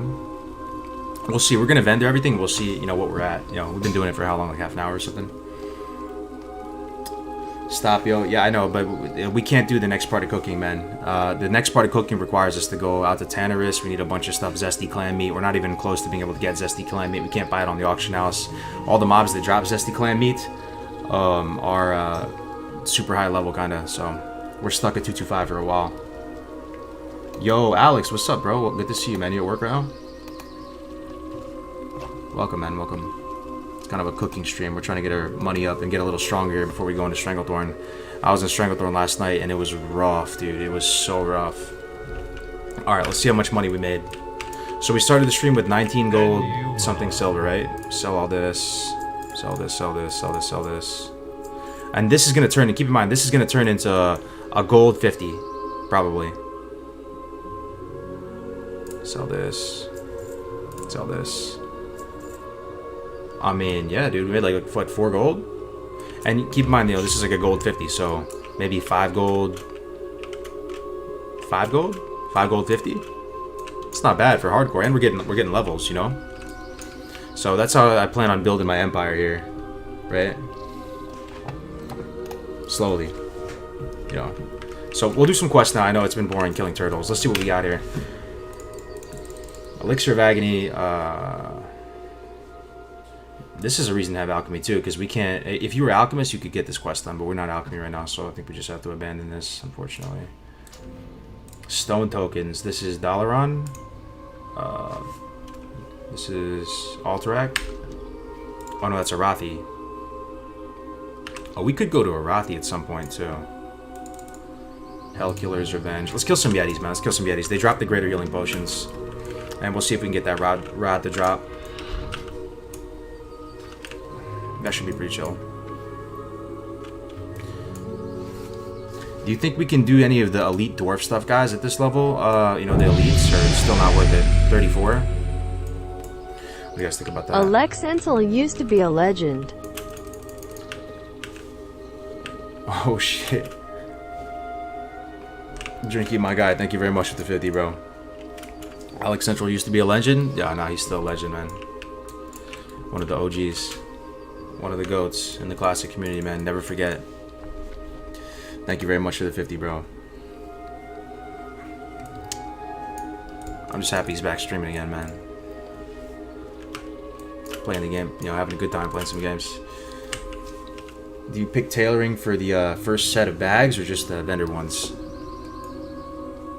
No. For the 6 slots, that's a big mistake, man. That's a big mistake. Some people they get they get tailoring thinking that they're gonna make linen bags, thinking that it's gonna be amazing value. Just buy the linen bags, man. It's 5 silver. It's chump change. It's not even worth your time, honestly.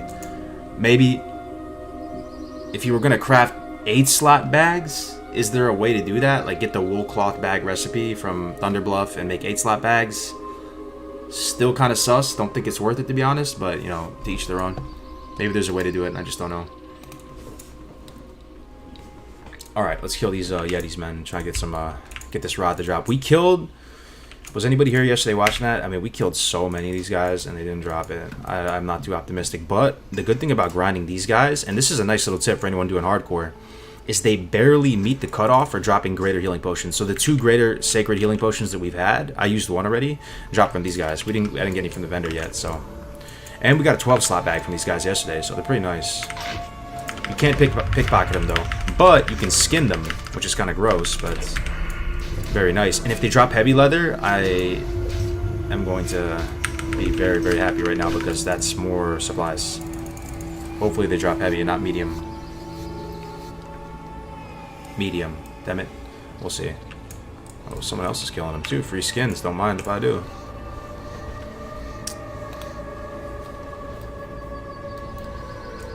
Oh, heavy leather! Oh, come on, that's so sick, man. This place is so sick. Between this and the turtles, man, we're just making use of the land, getting full value. We're getting, oh, that's so sick. That is so sick.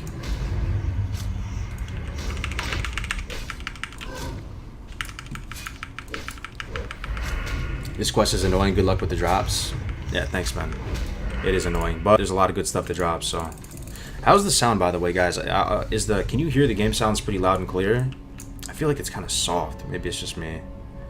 I really like to have the music and the ambience and the combat, you know, as loud as possible without being, you know, distracting. If you think you can come up a notch, let me know. Or if you think it's fine, let me know.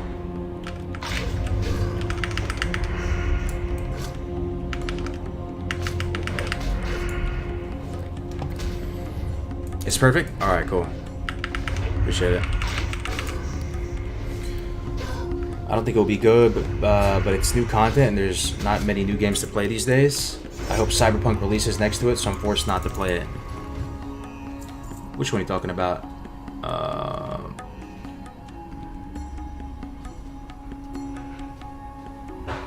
Which game are you guys talking about? Cyberpunk? Dude, I'm down to play some Cyberpunk. CD Projekt Red, man, like they're doing it right. You know, The Witcher, man. With that said, what would you guys rather have? Would you rather have Cyberpunk or a new Witcher? What do you guys think? I mean, hypothetically.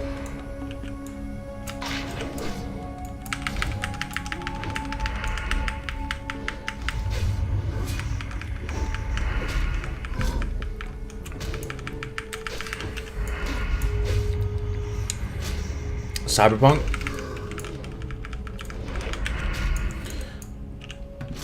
Oh, yeah, I mean, the hype... Is it just me or did the hype fall off a little bit, though? Like, there was a time where I was super hype. I think it's because they pushed it. Witcher? I'd probably want another Witcher. Because I just like the medieval style more, but I'm hyped for Cyberpunk because CD Projekt Red, I mean, they're just amazing.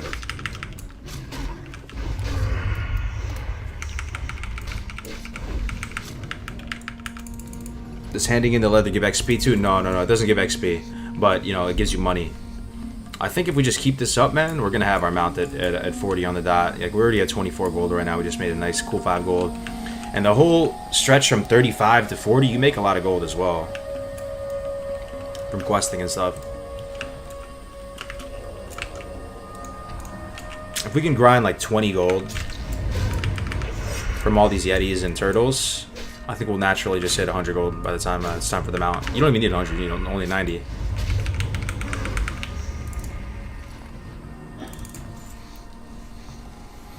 I love Witcher, but I'm also happy with the story that's been told, so it's nice to see CD making something new. Yeah, it's their first IP, really, no, new IP since The Witcher. I mean, like, pretty much ever.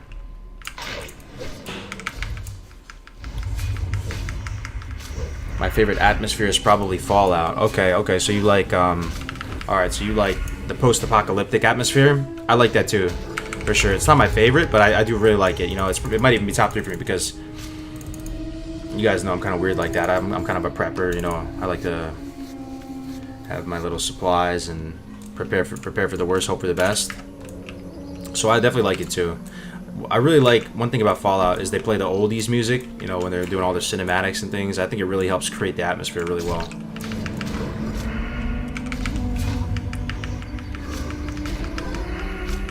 Yeah, the one before Fallout New Vegas, was that Fallout 3? Came out in high school. That was my favorite one. I played the hell out of that. 100% Witcher 3? Oh, you would want Witcher 3 too, Alex? Oh, okay. I would have thought you might want Cyberpunk after playing Mass Effect yesterday. That game looks good though, man. I was watching Alex play Cyberpunk, or Mass Effect. That game hasn't aged a day, man. The original Mass Effect still looks really good.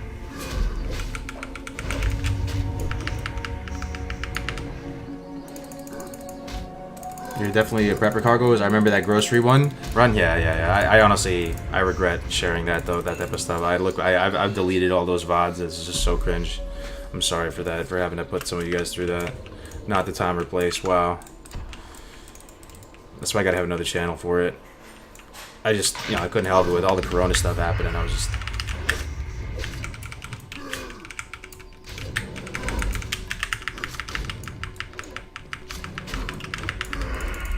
Come on, man. Drop the stem rod. One time.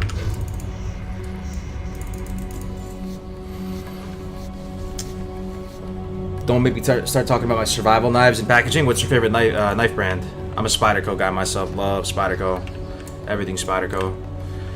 I still have my first Spyderco knife. It lasted all this time. Looks 100% fine. It's been through like a dozen, you know, 2 dozen sharpenings. Totally fine still.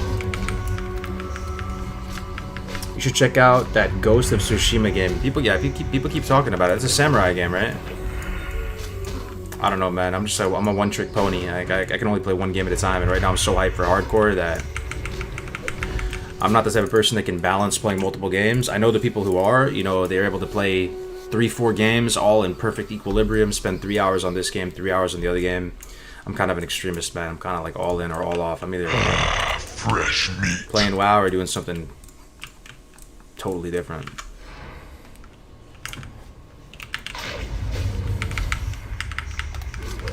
K-Bar and Gerber? Yeah, this was K-Bar's solid. I never had Gerber before.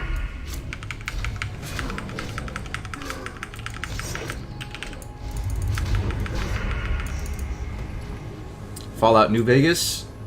Oh, you like that one? Yeah. How do you guys feel about Far Cry games, man? Far Cry, I used to like it, and I don't know, now it just looks kind of corny to me. Also BioShock too. BioShock, there was a time where I was taking that game so seriously. I thought the lore was really awesome. You know that one BioShock where you land in the water and you crash land in an airplane, and then you have to go underwater into that whole dystopic kind of universe with those mutants. And now they had, you know, ever since I think it was BioShock Infinite, the one where it was kind of Uncle Sam themed, I just feel like they stopped trying to make it a serious world at that point. I just gave up on it. They pump them out. Same thing with Assassin's Creed, though. All those games kind of fell into the same boat. The lore just becomes just so degenerated. Far Cry 3? Which one was that? I don't know. I lost track at this point.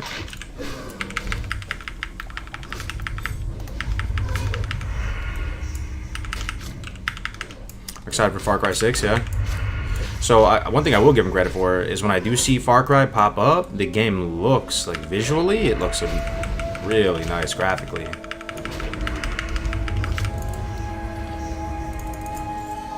Do you play any of the Elder Scrolls? Are you excited for the next one? I mean, ever since I've been doing like the classic WoW content creation, is this music a little loud right now? I think it is. Zanger Marsh music though.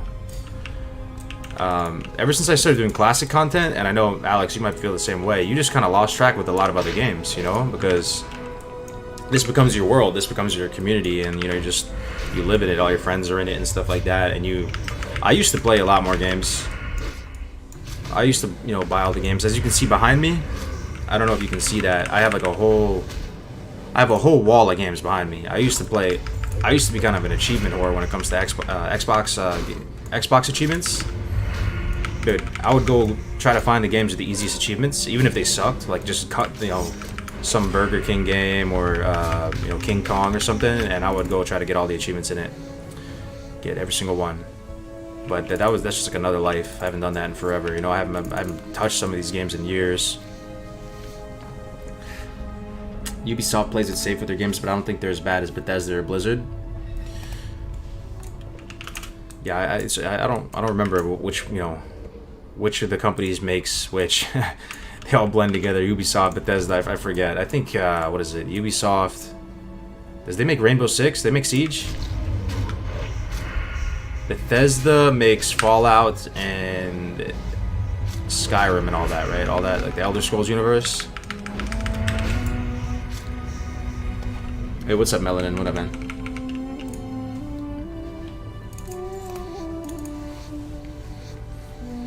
I would aim to get all the achievements in the Xbox games. Yeah, man, I feel you, bro. That's why I feel like. I remember when I first started watching your stream, I was like, dude, this guy's kind of living a parallel life, you know, East Coast and stuff. You know, back in the private server days too. It didn't feel like many people played. It didn't even feel like that many U.S. people played on the private servers. I felt like everybody was European. So I remember watching the OG streams of Alex, being like, damn, this guy's from the East Coast.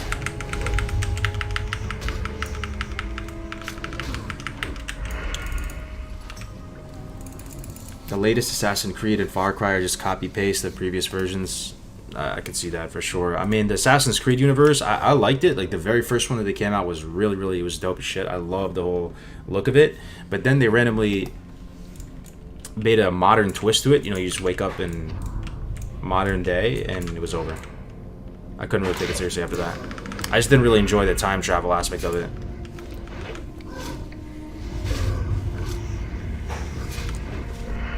Oh, Elder Scrolls Oblivion, that was for sure the Oblivion game I played the most of, and I didn't even own it for the longest time. My buddy Jim, he had Elder Scrolls Oblivion, and we would just go get Chinese food after school, go to his house, and I would honestly just watch him play, and we would just, you know, I remember you could join guilds in that.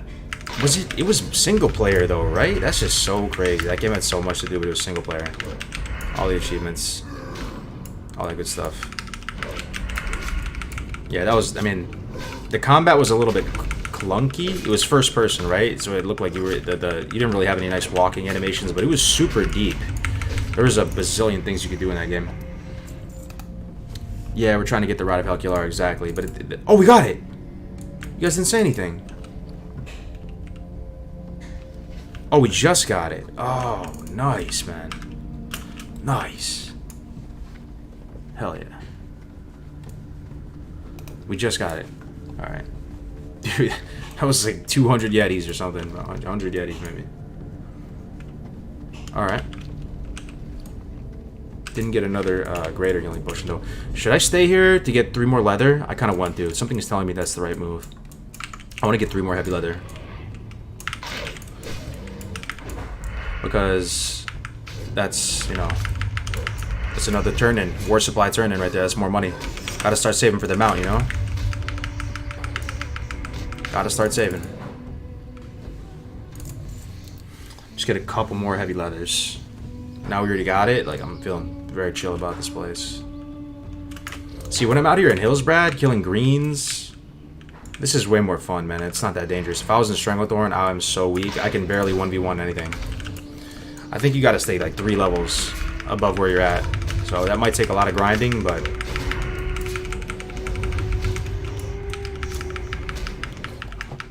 Have you tried Kingdom Come Deliverance? The game is brilliant. No, I never heard of that.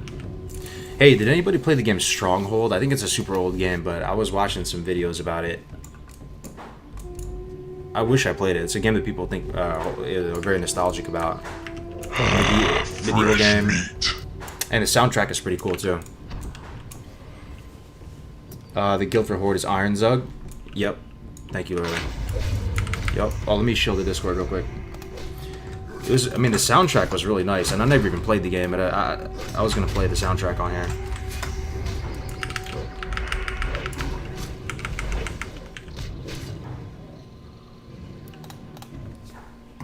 Kingdom Come is a legit RP game. You'd love it. All right, Voivod. Maybe we should do a stream about it. I think that would be a pretty fun way to go about it. Hey, Voivod, you still here? Imagine this might be the best way to get to try a new game. Not to say you're gonna commit to a new game, but imagine we got like you, Crix, Defcamp, Melderon, Grays, just like the squad, right? And get everybody to just try a new game for like a day. It wouldn't even be like we're gonna swap to it, but it would be way more fun to try a game and like actually give it a shot if if your boys are playing it too, right? And if something cool comes out, like just try it all together. Stronghold is very fun, especially if you are not an RTS player. Is it an RTS? Doesn't look like an RTS.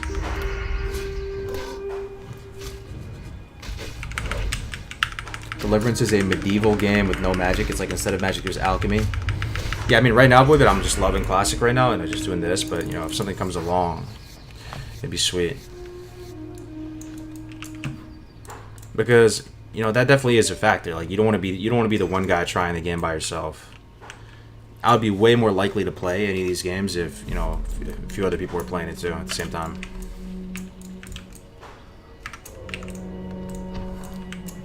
Stronghold Crusader. Yeah, I don't know. I never heard about it growing up. It's apparently an older game, just like WoW. Fresh meat. Maple Story. My wife played Maple Story. She was telling me, she was trying out WoW for the first time, and she was comparing it to Maple Story. Oh, greater healing potion. That is worth its weight in gold. I would happily pay 1 gold for a greater healing potion right now.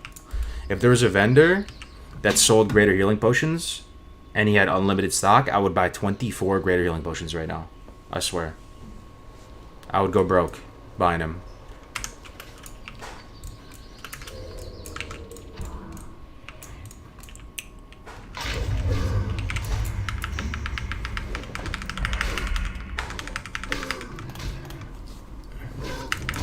Oh yeah, I'm just getting two more heavy leathers, and then I'm gonna leave.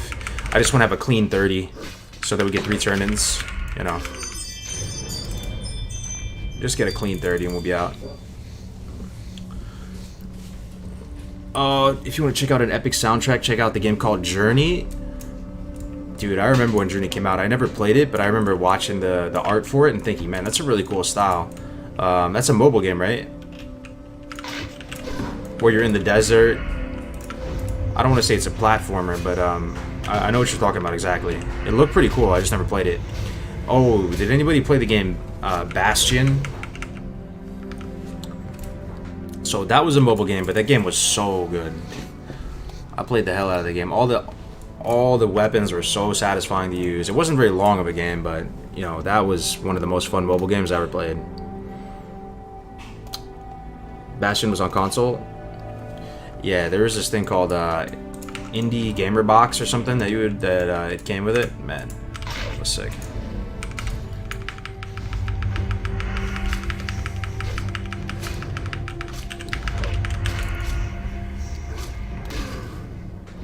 Bastion? Yeah, dude. What else? I'm trying to think of mobile games. My favorite mobile games, though? I'll tell you right now, are ports from consoles. Because it blows my mind the most that some of these games that were like big deal games that took the whole $50 back in the day. Games like KOTOR, games like Vice City, games like San Andreas, games like, what else do they have on these real full-fledged title console games are on mobile. They have been for a while now. So every time I play that on my iPad, it just blows my mind that these games can fit on an iPad and they're actually not as big as you thought.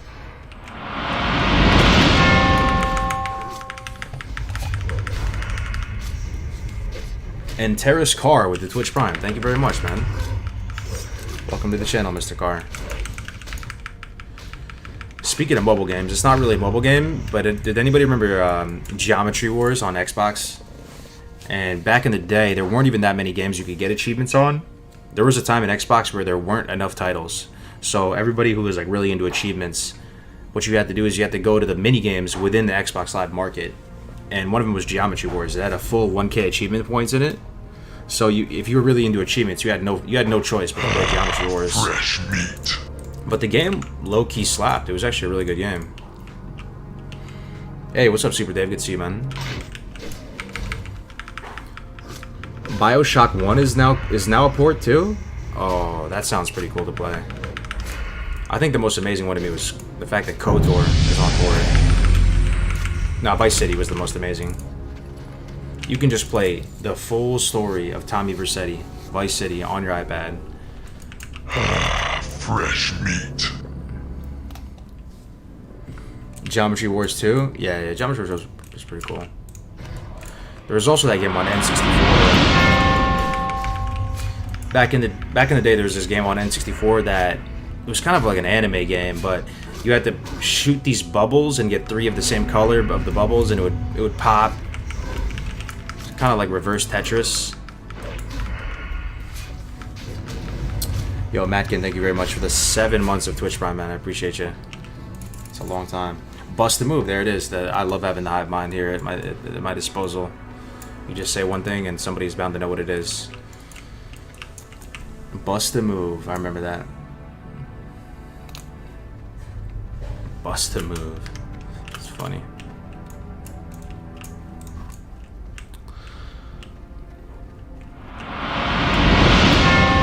Yo, be honest, guys. Did anybody actually have Dance Dance Revolution?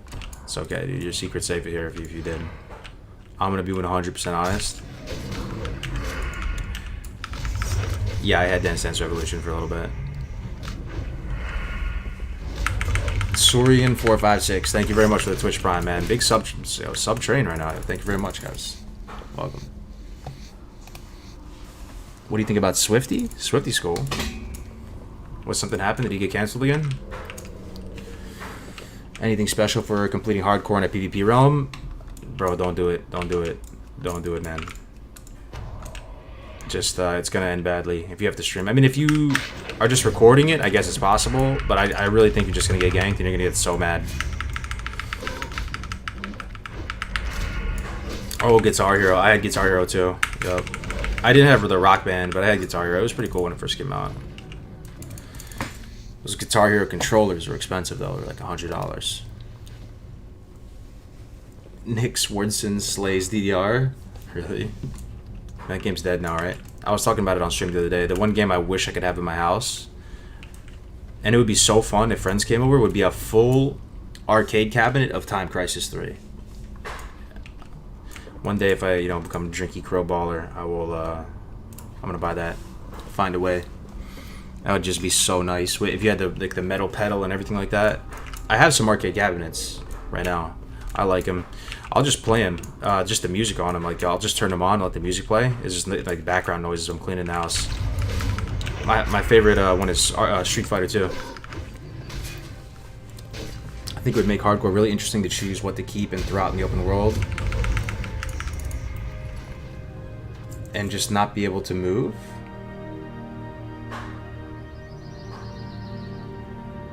What do you mean by that? So you couldn't move, like you'd have to stay stationary until your inventory was clear or something? I'm trying to understand. We need one more leather.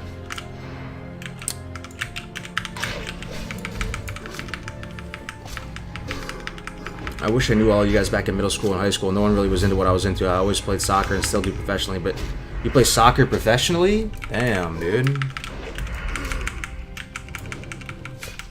But no one was into gaming like me? Yeah, I mean, I was really happy with our childhood. I think we had a good childhood. You know how they make movies about people in the 50s and stuff? And their childhoods? Like Stand By Me, Sandbox, all that. I think they're gonna make a movie about our childhood. Cause we had a pretty dope childhood, man, I gotta say. Yo. Chrono Maker. No message, just mic drops. 10,000 bits, man. That's like $100, guys. That's insane, dude. Thank you very much, man. Chrono Maker. Nice to meet you. That has supported me in a big way, my brother. Thank you very much, man. Can we get some cheese and rice? Anything you got? Any emotes? From my man Chrono Maker. Thank you very much, man. And Young Creasy. I can't forget the 15 biddies right above that, man. I appreciate it. The hype train is real. Thanks for watching me level for the 9 millionth time, guys.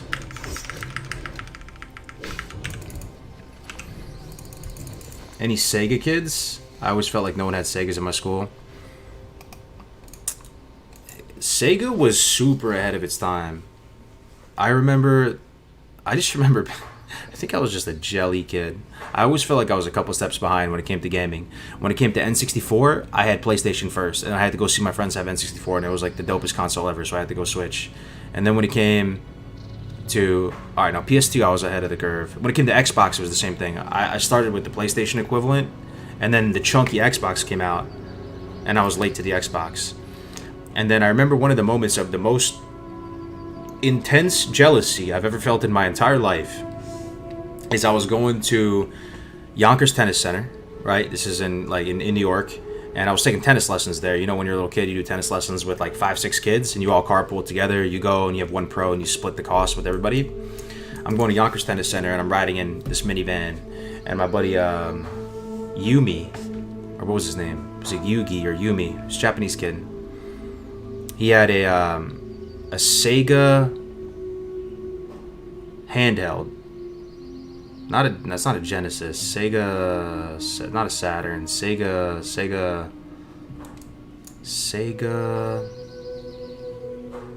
Fuck. Sega something. Sega. Game Gear.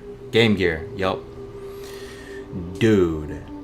Sega Game Gear. I'm over here with this 8-up Game Boy with like 2 colors on it. You know, I think Game Boy, what was the competitor at the time? Like Game Boy Color? Like, it was looking so garbage compared to the Game Gear. He was playing Sonic. Yup, Super Dave. He was playing Sonic, and we're in this minivan. And the thing looks so big and so cool, and it was wireless, I'm pretty sure, somehow, even though it had all this... Dude, it had all of this colors, and it looked so amazing. It was wireless. I'm sitting here with just this crusty old Game Boy Color. I'll never forget that moment, man. I never ended up getting a Game Gear, but Sega was on some next level shit back then, man. Like the Dreamcast, that system, those things rip through batteries. Yeah, I bet. And then the same thing happened with PSP. I mentioned that the other day on stream. PSP. We were on a school trip to Washington D.C. You know how you do those little field trips, and you take the bus down, and everybody is going to the back of the bus. All the cool kids are like talking about this and that, talking about games. My buddy Alejandro, he brought his PSP with him with Spider-Man the DVD on it, and it also had Twisted Metal on PSP. And dude, he was just the biggest Chad ever. Everybody was just crowded around watching him play on the PSP, because at the time nobody ever saw any kind of graphics like that on a handheld. You could never watch a movie on a handheld like that. PSP didn't get the clout it should. Yeah, that game, the PSP was crazy. I don't know if it had the best games though. That was the problem with the PSP. It didn't seem like they had any kind of hits, but visually, like technologically, I feel like it was next level. I need one more leather. I'm just gonna get a clean 30 here. Dreamcast. Yeah, I actually had a Dreamcast. I remember I had a Dreamcast because I was watching. You guys remember Y2K? That's how you know we're old. Basically, for any Zooms here that don't understand about Y2K, all the computer software before 2000, it didn't. They're expecting it to break when 2000 hit, because the date on the calendar would switch, and that everything was going to collapse and it was going to be Armageddon. So I remember that was a big deal when it was turning 2000, and I remember just watching the New York City Times Square ball drop on the TV right as it was turning 2000, and I was playing my Sega Dreamcast. So that's how I know it came out around that time. I remember my friend's brother having a PSP. That thing was so sick. Yeah, it was. I don't think it had any amazing games though. It had it had Twisted Metal. It had Dynasty Warriors. which was pretty sweet. There was a God of War. Anybody play God of War? They had a God of War on that, I'm pretty sure.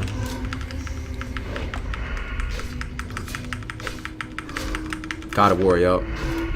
And the DVDs were my favorite part. Like, I mean, dude, watching DVDs on a handheld.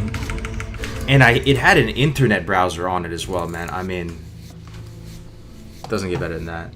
We have new art assets. Oh yeah, I saw the message from Brandon. Do we want to reveal the new art assets yet? Yeah, we can actually. Yeah, we can actually reveal those.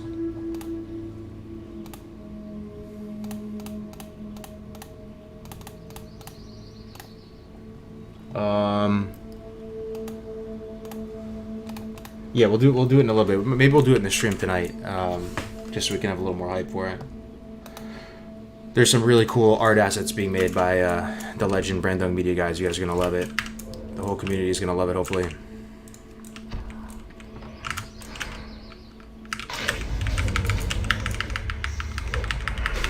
Star Wars Battlefront? No, they had Star Wars Battlefront on PSP? Why do I vaguely remember that?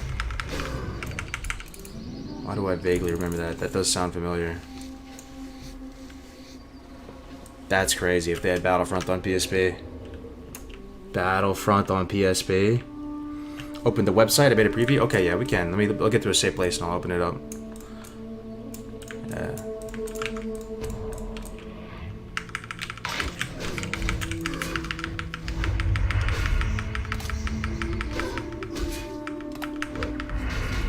The original Battlefront and Battlefront 2 were so amazing.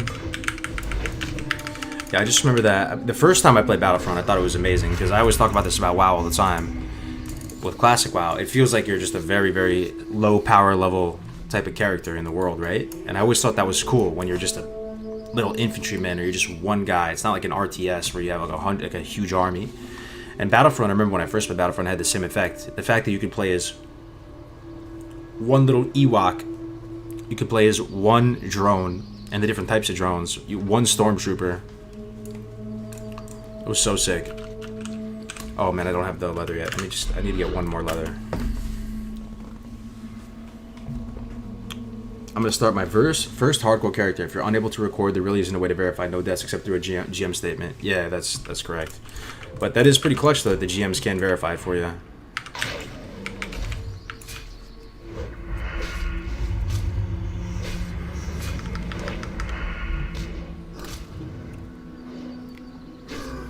Battlefront on the PS2. Was it out for PS2? Sometimes I get confused, guys. When 360 was out, was that PS2 or was that PS3? I don't quite remember. It's all a haze now. So it was Nintendo was out, like 64 was out when PlayStation 1 was out. Then PS2 came out with the chunky Xbox, right? Right, I just remember people playing like Vice City on PS2, like that big brick PS2. So PS3 was Xbox 360. How do you verify they didn't use AH or boosted? Oh, everybody has to record Savage, so record or stream.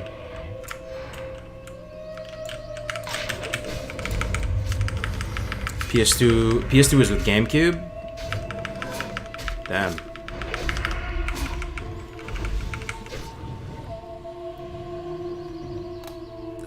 Yeah, so PS1 was with 64, PS2 was with GameCube and original Xbox, 360 was with PS3 and Wii, right? How do you guys feel about the Wii though? For me, the Wii was just good for, you know, the bowling and the baseball and, you know, like drinking games and stuff like that. Oh, the tennis was fun. What level is Arathi? Arathi, I think you could probably go there as early as 33, but you probably want to get there around 35. That's what I'm gonna go there around 35. Oh, damn it. Still don't have heavy leather. I'm never gonna get it. Wii Smash Bros. Yeah, that's true. I remember that. I remember playing that at my buddy Cookie's house.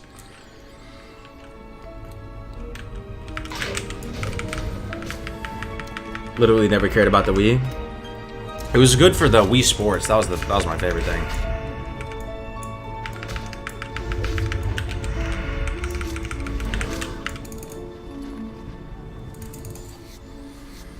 For real, what console do you think has the best controllers? I mean, you and me are both on the same page, Senrab. I like the chunky Xbox original controllers. That's some people's least favorite controller that was ever made in the history of all consoles, though, because it was really chunky, and it had these really fat triggers, and I don't know, man, something about the gummy texture of the buttons too, and the colors. I just love the original Xbox.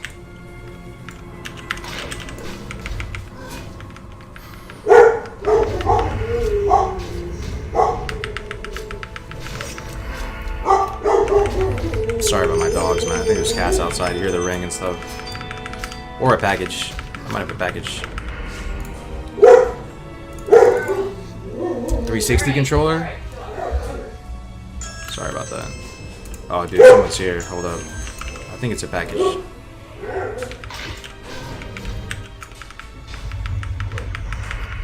Wifey's getting it. Clutch. Clutch, clutch, clutch.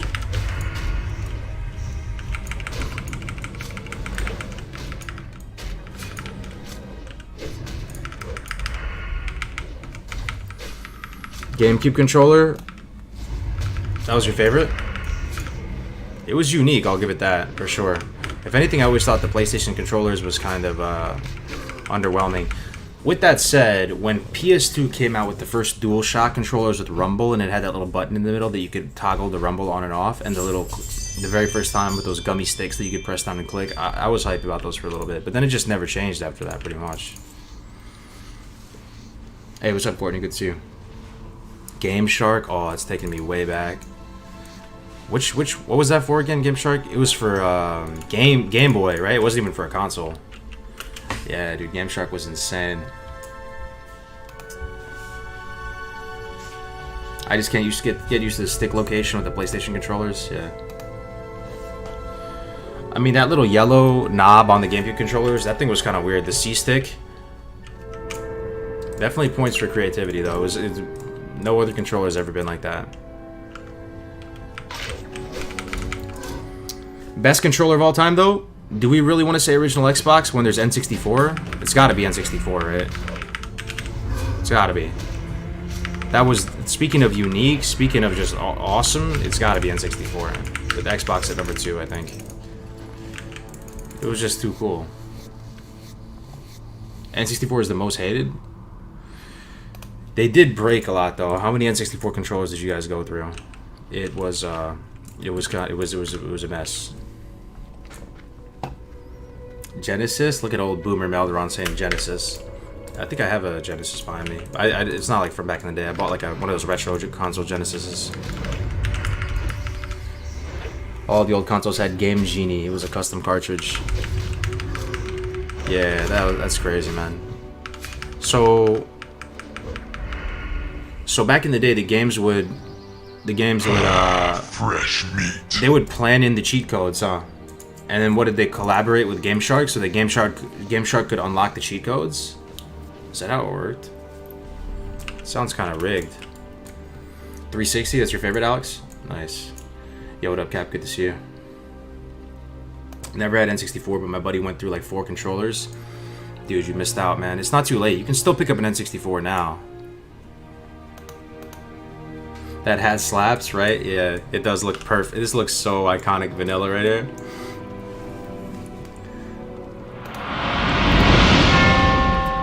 Link to Hardcore Rules? Yeah, I got you, man. I'm gonna link I'll link it for you. There you go. Here's a link to the Discord, right Zobi. Here you go. Laziest with the Twitch Prime. Laziest. Thank you so much, man. Welcome to the stream. It was super rigged. Most of the time the game would crash over and over again or have weird lines in the screen. Imagine if they did that today. Imagine if games had cheat codes that weren't cosmetic, right? They actually made you stronger, but in order to get the cheat codes, you had to go buy some separate product. Man, times have changed. Back in the day, nobody cared, though. Game Shark was mad cool. It was that big, chunky thing you'd put in the back of the game, put it in the back of the Game Boy and then plug the cartridge into it.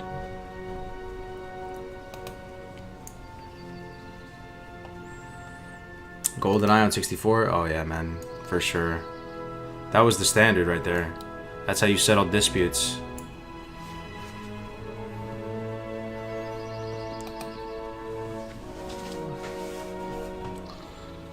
The Dreamcast controller inspired all modern controllers. I don't even know what the Dreamcast controller looks like. I've totally forgot. I just think that the thing they were next level on that probably only the Switch has done since is they had a little mini console thing in the Dreamcast, like a tiny little thing that served as both a memory card and a little Tamagotchi thing. Guild name is Ironzug? Yeah, that's right. People used it for Pokemon hacks? Yeah, absolutely, man. Just those are the classics. I do kind of miss buying the strategy guides, though.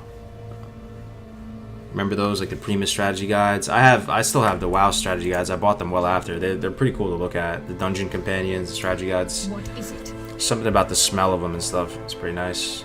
Embrace the shadow. Switch Pro Controller. Fresh meat. Yeah, people love Switch. Everybody I know who's had a Switch, they love it.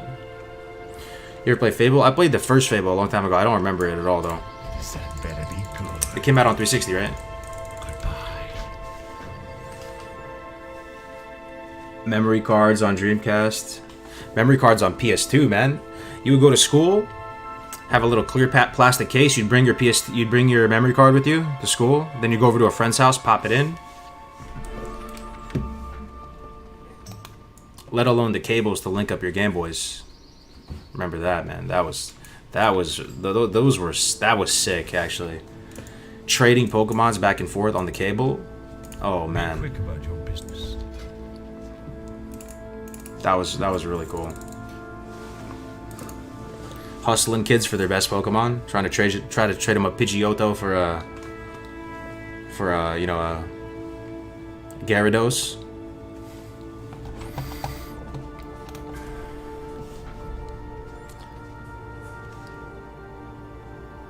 The PS case even has slots in them for memory cards. You pop them in and put a note on it. Oh man, dude, there was this one. Oh dude, it was so sick. It was a screen you could attach to the top of the console, and it flipped up. I remember when I bought that finally. Oh dude, I thought life was complete. It was the coolest thing ever. It just blew the mind of everybody. And it fit into a nice case. It said PlayStation on it.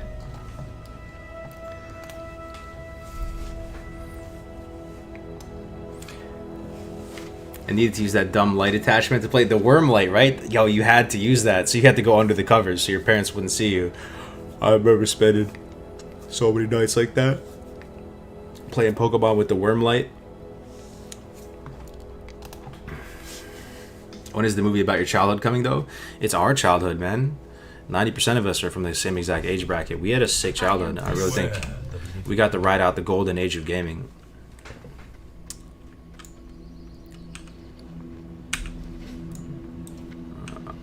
Okay, what do we do now? What do we do now? Let's see. We can do... Oh, we can do the follow-up. Yeah, we'll do the follow-up. We'll do the follow-up. We'll do the Hellkillers follow-up. So we'll go up into Alterac, actually. We'll start there. There's a cave there.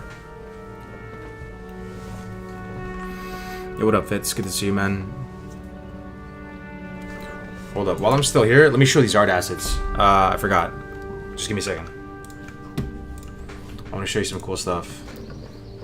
So, start with this. You guys are gonna love this, hopefully.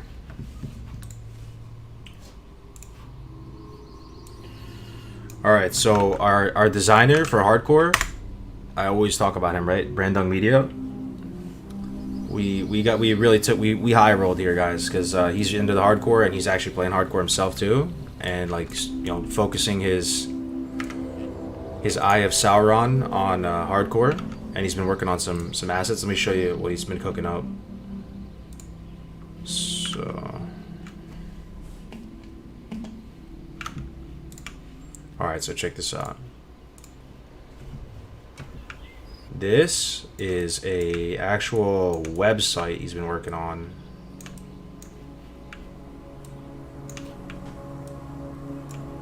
For the challenge.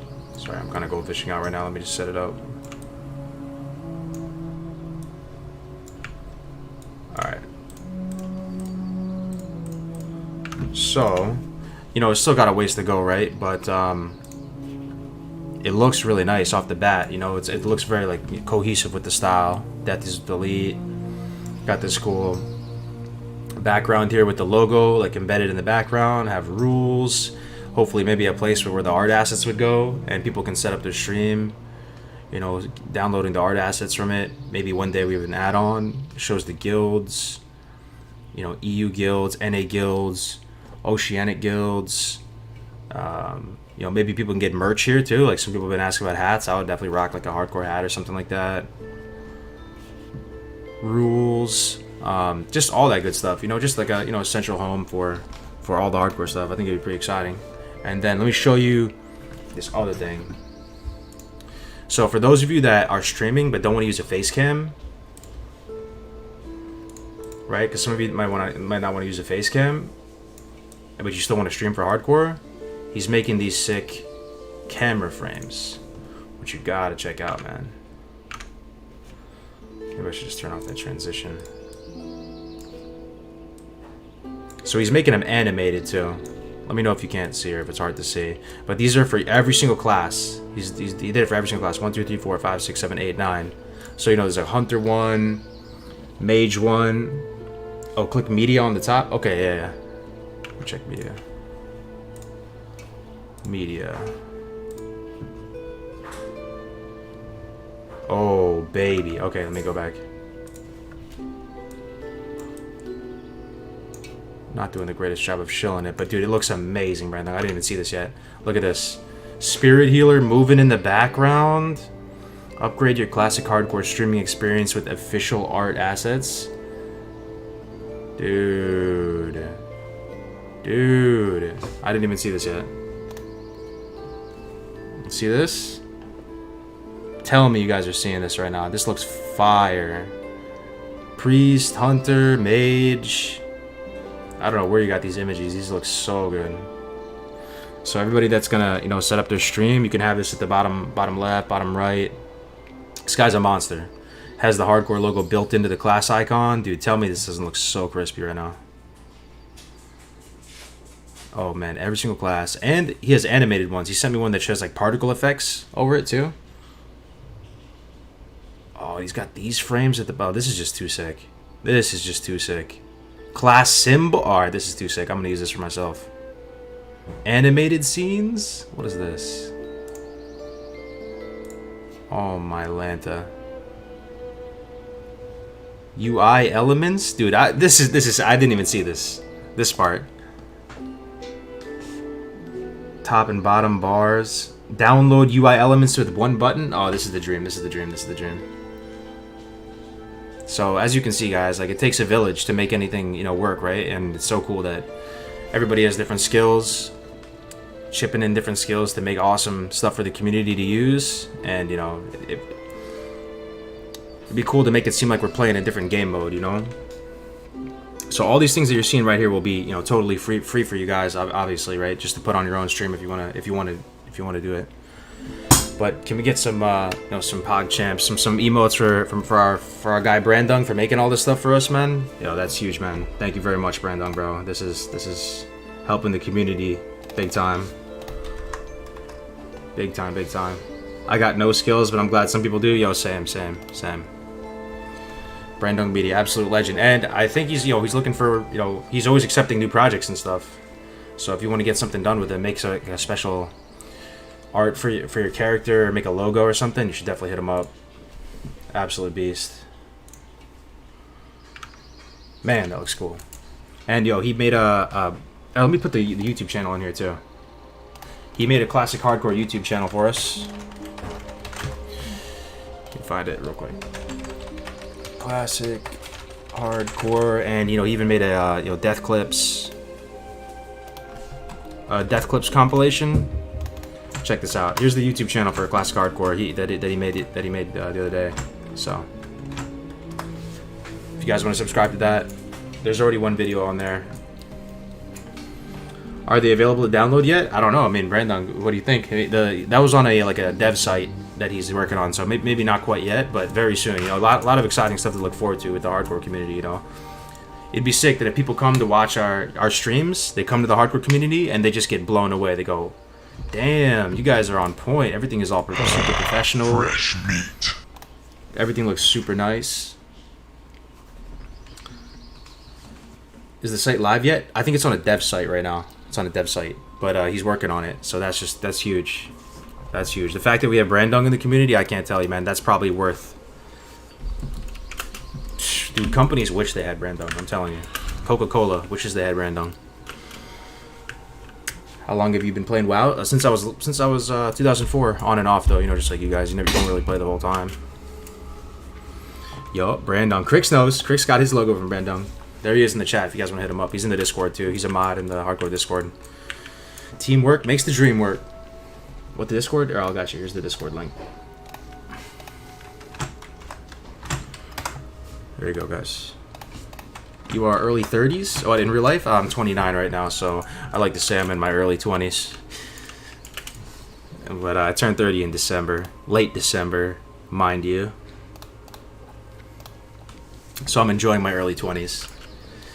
For a few more months here. How much time do I have left on the clock?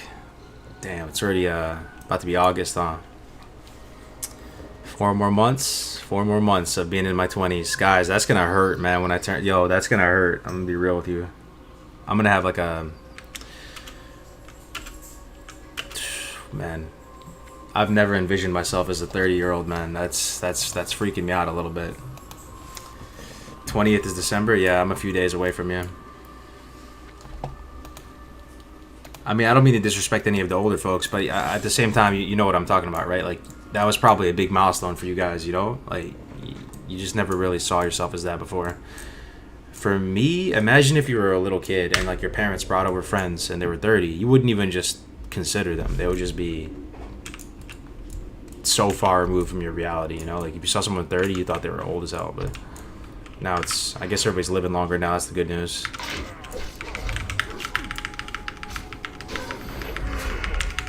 I turn 30 next month. Yeah, man. Dude.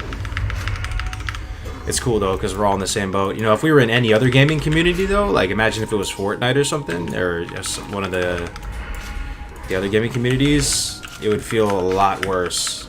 You know, in the classic WoW community, it feels pretty chill. Like, everybody's kind of in the same boat, same stage of life, you know? I just tried to skin an ogre. I'm so used to killing yetis. What's up, baby?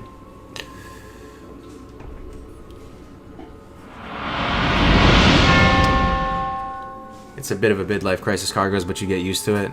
Yeah, life goes on, so I'm gonna have to get used to it. 30 in August 9th. Oh my god, dude, you have 9 days. Damn, dude. Ignex, thank you for the tier 1 support, Ignex. I appreciate it, man. Midlife crisis stream in December? For real, though. For real. For real.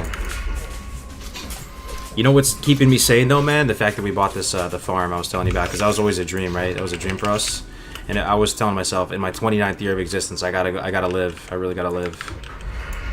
So the fact that we were able to actually pull the trigger and make that dream kind of come true, to have a homestead, that was big.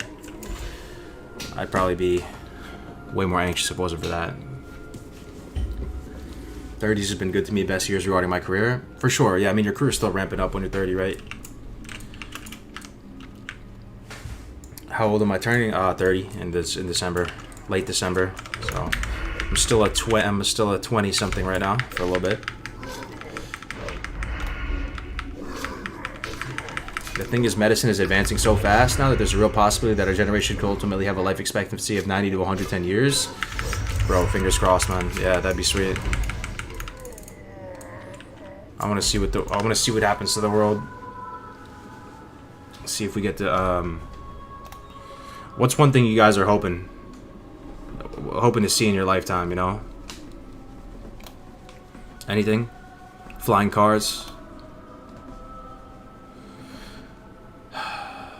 Damn, I feel old now. Man's just talking like 30s, 1 foot in the grave. Thing is, no, man, I don't mean any disrespect by it, but it's just a whole nother bracket, you know? Once Fresh meat. you're just in another, you know, it's just another bracket. It's trippy. It's probably more trippy than any other time turning 21 or anything like that. Landing humans on Mars, that's pretty good. Coronavirus goes away, that's a good one. Teleportation. There is some silver lining though that all the pandemic happened with us living, because it kind of makes our lives more interesting, right? That's kind of the silver lining. You know, imagine our kids and grandkids. They're gonna think we're pretty tough in some ways. Be like, you guys lived through 9/11, lived through, you know, war in Iraq and Afghanistan. You guys lived through coronavirus. You know, you got to see what it was like before and after the coronavirus. It's living history. You know, it's not like the worst thing that could happen is if our lives are just boring as hell, right? I mean, it's not great. Obviously, it's horrible that the coronavirus is going on, but I know you guys feel me a little bit on that. You know, because, you know, we think about like the older generations that lived through World War II and times of big suffering, and, you know, you think they're the greatest generation.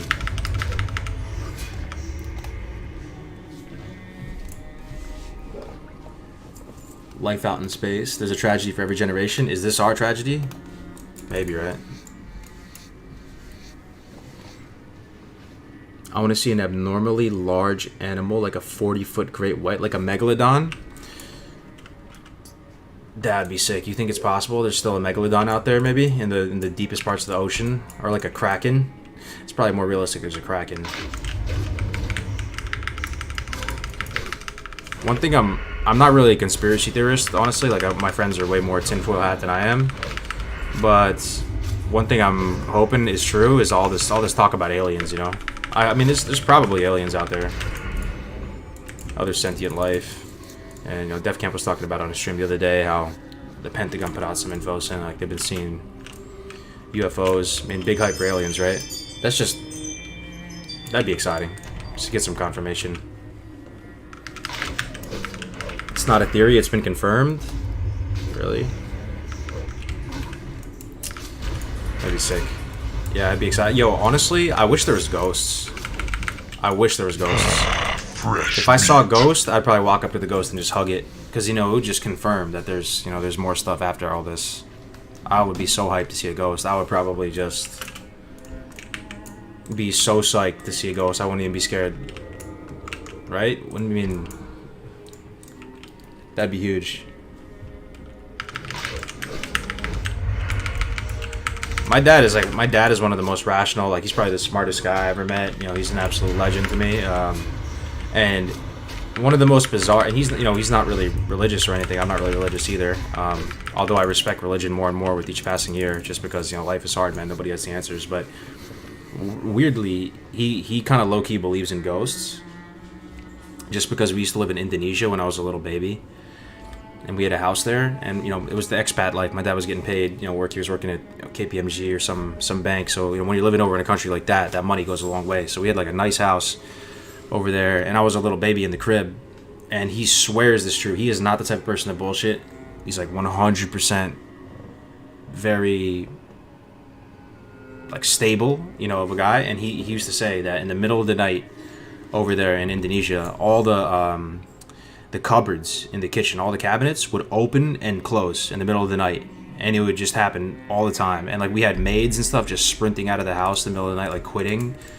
And he would sit there, and he might have even recorded it, honestly. And after that, man, he was like, he probably believes in ghosts. Yeah, that's what he said. I mean, I hope there's ghosts. I would actually be I would be so hyped if there's ghosts, but I don't think there are. But that'd be sick. No, I'm talking all the cabinets, Gentris. Like, apparently all of the cupboards would open and close. And I don't know if my mind made this up. It could have made this up. But I have some super, super vague memories of being in a crib in Indonesia. And Bambi, you know the video, the Disney movie Bambi? I have some like very, very crazy memories of my TV with Bambi playing on, like just turning on and turning off all the time, and just like being really scared of it. But you know, I mean, it would be so hype if ghosts were real, but they're probably not real. They're almost certainly not. You know, especially in the social media age, people would pick it all up on cameras and stuff at this point. You know, your Ring camera, your Blink cameras, all your CCTV cameras, it would pick it up, right? And it's not. It'd be sick if it was true though.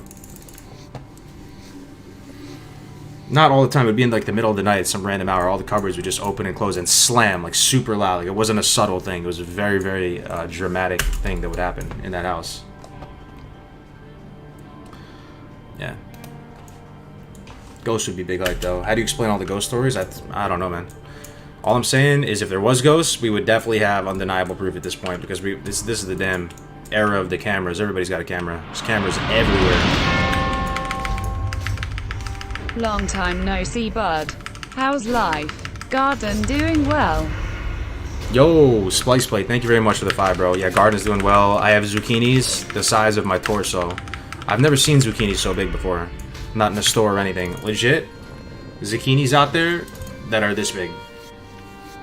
No, maybe not that big. Like this big. No, I can't accept it. Sorry, bro. Zucchinis, summer squash, tomatoes, onions, all that. I would have thought we've seen something now, right? That's what I'm saying. Everybody's got cameras these days, so there's pretty much no shot, that there's ghosts. Like, how would you explain that? I wish there was, though. I'm telling you, if I saw a ghost, I'd probably just go hug it.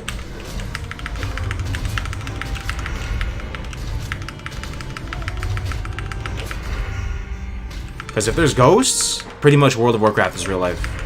At that point, you're living, like, your life is WoW. That means there's like magic and all that, you know.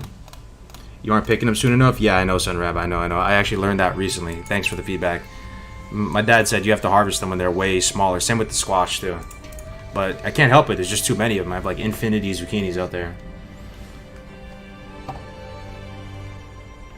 You believe in aliens? Yeah, I think I believe. I mean, just look at the size of the universe, right? Apparently every single star, including our own stars.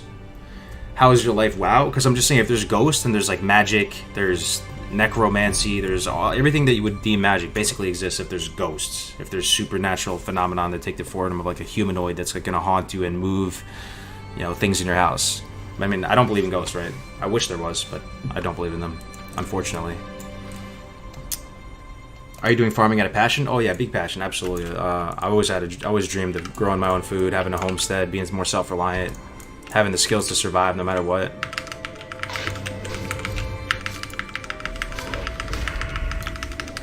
Garden stream when? Yeah, hopefully someday, man. But oh yeah, what was I saying about aliens, right? So our star, correct me if I'm wrong, like our sun is just the average star, right? I think it's called a dwarf star, blue dwarf or white dwarf, some kind of dwarf. And there's nothing really that special about our star. Just a regular ass bum star. And Earth exists in the perfect little spacing away from the star that they call the Goldilocks zone. So it's not too far where you're not going to get enough heat, and it's not too close where it's going to burn up. So, but every star has a Goldilocks zone where life has the possibility to exist. So all you do is you look up at the sky and you see all these infinite stars and you just think to yourself, every single star has the possibility of having, you know, some sort of life existing in that Goldilocks zone. And to me, it feels like a no-brainer, even though I haven't seen any myself, obviously, that there's got to be other stuff out there. Who knows what it is, but... Yellow G-Class? Dude, that sounds like some kind of Mercedes or something. We're in a yellow G-Class? Sounds like we a new Beamer model or something.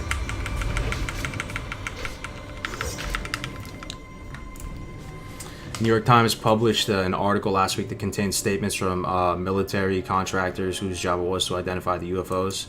Yeah, I mean, I know Death Camp was talking about it. I get all my headlines through you guys, through Twitch chat and stuff, so I don't know. I mean, that'd be hype. Like I said, if aliens were confirmed, that would just be a huge win, I'd say. Unless they come and, like, harvest us for our organs and stuff, then that'd be, like, the worst thing ever, but... What class would you roll IRL? Oh, I mean...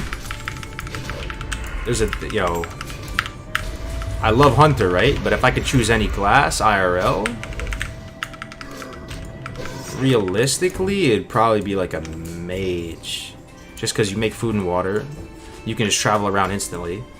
And you're doing ranged magical damage. So yeah, physical damage is cool and all, but like, do you really want to walk up to somebody and cut him in half with an axe, or even just shoot him with a bow or a rifle?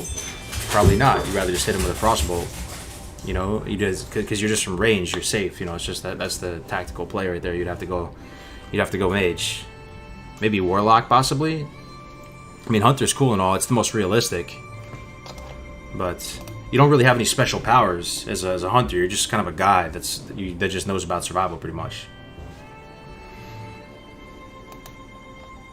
Aliens come visit Earth. Everyone is mad stoked. Plot twist, they're here to harvest our organs.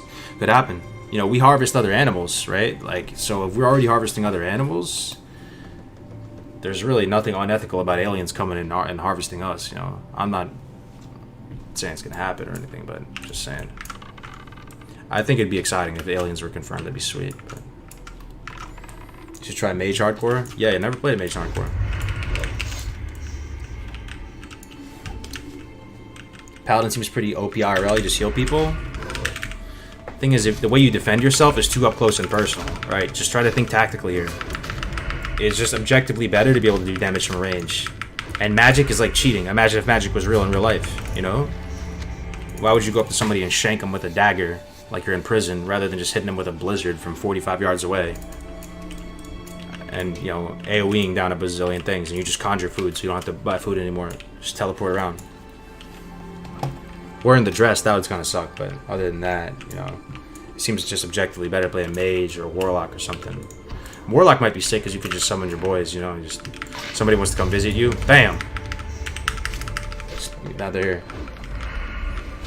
If you conjure food, you'd be a chubby bunny though. Yeah, but it's all good though. Probably have some magic to fix it. You just polymorph. You just spell batching polymorph yourself and just heal up, full health.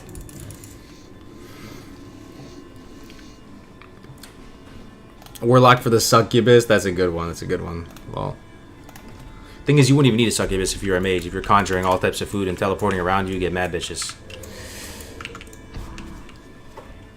Mage food is carb free. You can probably summon whatever you want. Nah, I don't think it's carb free though, because every single mage food is sounding like some carbohydrate rich food. You got moist cornbread, pumpernickel, Cinnabon rolls, dude. Nah, man. You get fat as fuck eating the mage food.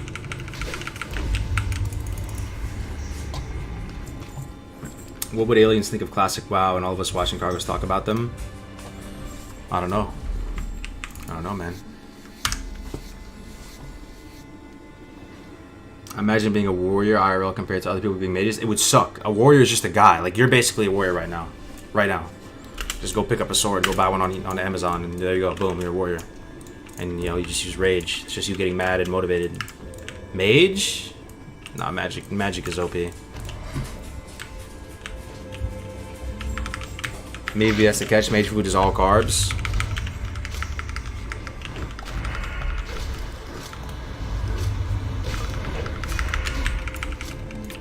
Oh, Andrew Torrance, big brain. Yeah, that we're definitely gonna try to do that, 100%.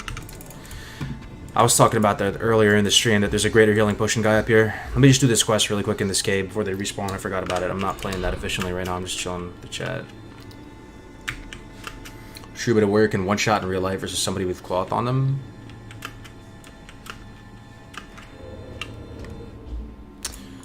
I was just in here and I didn't do the damn quest. Let's get a big, nice slice and dice off it, and then we'll blade flare the other guys.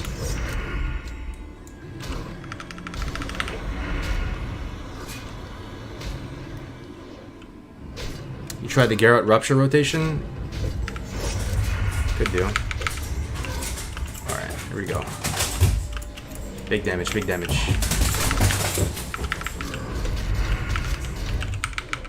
I'm taking big damage though too. Oh god, I'm taking big damage. Oh god, I'm taking big damage. I'm taking huge damage. This will take. Why am I taking so much damage? God damn it. Alright, I'm never doing that again. That was way too close. These guys kind of slap. Never doing that again.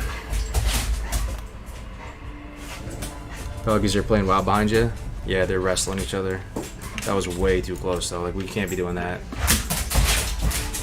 I'm playing like shit right now. If we keep playing like that, we're just dead. It's just a matter of time. This summons a guy, does it? No, I don't think it does. No, you just charge that flame. That's it.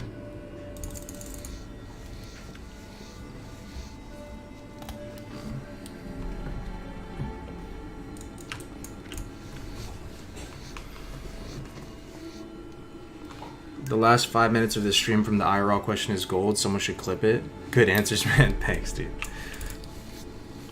You don't finish that quest, do you? You don't finish the last part of the chain, right? But this one you can. This one is fine. Yeah. So before we finish this quest, I'm gonna go to this other area and check the vendor. I have a bad feeling right now, guys. I think I'm in danger. My spidey senses are tingling. I'm gonna scroll up and use stamp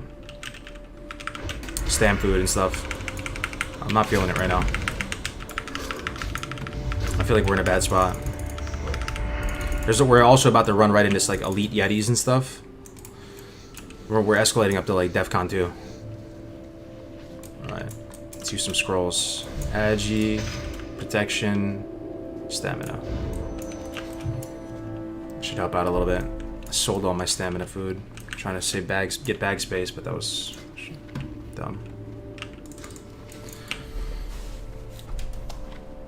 Haven't watched anything like this before. Pretty intense. Yeah. We have one life, man. It could all be for naught, and we're so close to our personal best, so I just don't want to ruin it.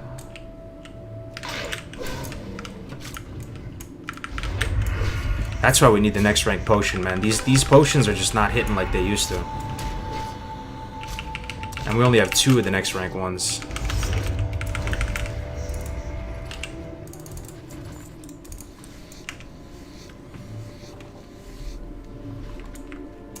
You might need to take a break. Yeah, no, you're right, Loretta, you're right. Let me just try to finish up this quest, and like, I'm not playing that well. I'm kind of distracted.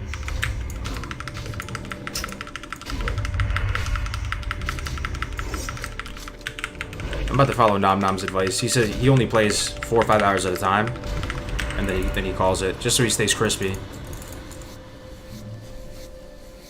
You need to risk it for the biscuit emote? Definitely, man. Also, back of the box. That's the best incentive to be a Twitch partner because you get way more emotes. I think you only get 4 emotes when you're an affiliate. Oh, what's up, Tactics? Good to see you, bro. Did you hit 70? Be careful of the human warriors. You need to stop attacking them when they use the wall thing or you die. Hold up, what? Well, they have like a reflect damage, but there's no humans up here. I'm just checking the vendor tactics. I'm just going up here to check the frost oil guy. Ooh, gold thorn. Can I loot that? Oh, that's risky. I'm gonna fall off, bro. I'm not getting that. Starting hardcore druid run next stream. Oh wow. Are you kind of relieved to be done with, or like to be over with TBC? How do you feel about it? Are you excited for TBC still? That took a while, man. That took a while. So we have to parkour up here. Let me. You think I'm safe here? Let me just take a second, guys. I need to like refresh myself. Just give me a second.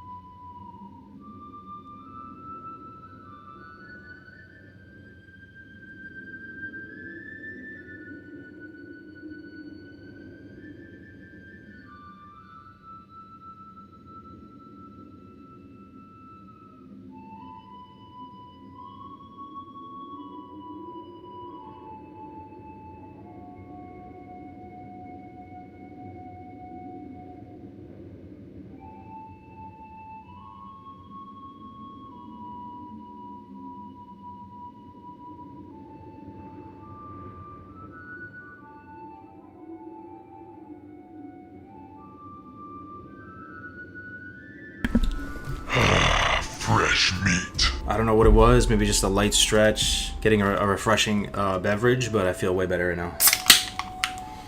Feel way better. Okay, I think we got a little more gas in the tank. We can go like another hour or so. Another hour and a half.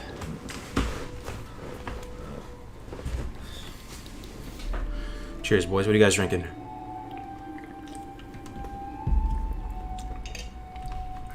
Oh man, dude, was this guy looking at us the whole time?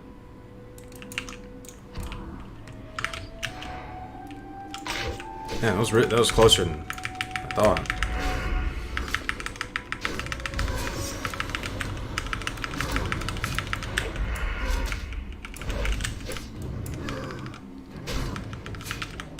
Blanc beer, Finnish lager. Ooh, nice. Coffee. I wish I had coffee. I'll trade you right now. I wish I had just a venti. Not even a venti, because it doesn't have to be Starbucks. I wish I had a triple shot. No, hold on. I wish I had a nitro cold brew with 1 extra shot in it right now, and some cream in it. Yeah, that'd be sweet. And the thing is, I could get that, but I'm too lazy. You ever drink alcohol? You can have gains and drink alcohol. I know, like the sign says, you're just not gonna have any gains, but you can definitely do it, especially if you have noob gains. If you have noob gains, you can just overpower anything. Doesn't even matter. You generally shouldn't, but you know, you can definitely get swole drinking. Thing is, you just gotta, you know, drink calorically efficient stuff, right? You gotta drink just vodka or some kind of hard liquor, clear liquor. None of the sugar stuff in it. Definitely not Four Locos. Four Locos, I think it's impossible to get swole on Four Locos, right? Remember those? Those things had like 1,000 calories in them. But you know, if you're just drinking some vodka or something, it'll be fine. Get your own espresso machine. Those things are like $300, aren't they? These are all elites. Oh my Lanta. Well, thankfully we have stealth. This should be a piece of cake with stealth. You can do this without stealth. So the vendor's up here, right? Unless I'm tripping. Blackouts in a can, Four Locos? Yeah, dude. Nitro cold brew? No, man? What do you mean, man? You don't like nitro cold brew? Gets all that acidity out of it? Am I tripping? He's not here? Maybe he's one more up. Hold up. Dude, I swear this guy's right here. Dude, Dalaran looks pretty cool. Look at that. You can see it from all the way over here because of the settings. The other side by the tower. It's Coors Light time? There you go. I wish I had some Coors Light right now. I'd trade you for that too right now. Better than my Coke. Northwest wall. Oh my god, he's right here. Oh, he's coming, dude. Oh.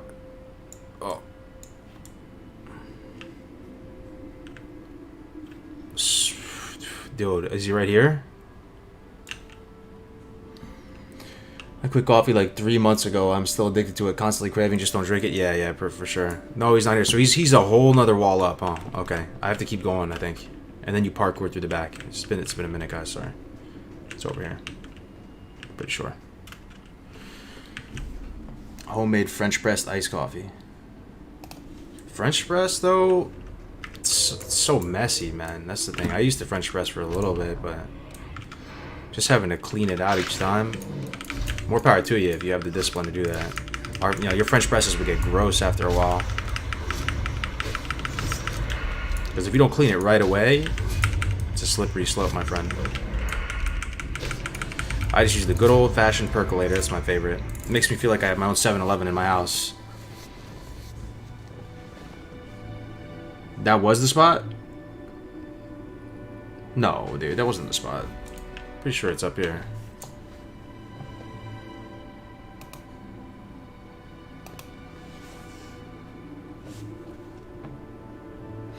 With the tabard and the new hat? Yeah. Nah, you didn't miss that much else. Wait, so you guys are saying it was there or no? It wasn't there, I just checked. Straight above the place where you were, there's a tower. Yeah, so it's this tower, right? We gotta wrap around further. Yeah, we gotta wrap around a little bit more. There's a way you can parkour up through the back. There's a little crack in the wall, and you jump up on it, and you can talk to the guy. That's how you get the frost oil recipe, right? So you can get the guy the nifty stopwatch, frost oil recipe. I forgot what he sells. He sells something that you can sell for a decent amount.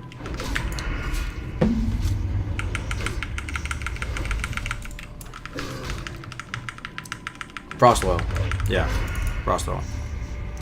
You know, frost oil might not be bad for hardcore, just for survivability. Doesn't it?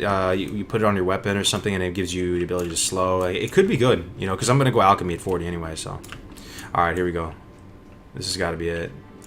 Yeah, so you can parkour. You can parkour up there. I think. You jump on the wall, like you go here. It's been a minute, but I think you can do this. Come on. There we go. Yeah, so you like parkour up here.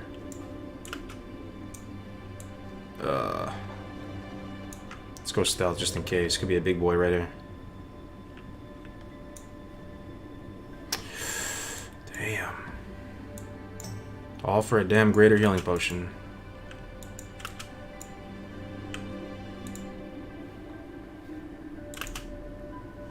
I think we just have to jump down in stealth.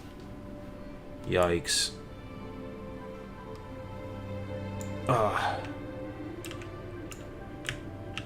Okay. He's up here, right?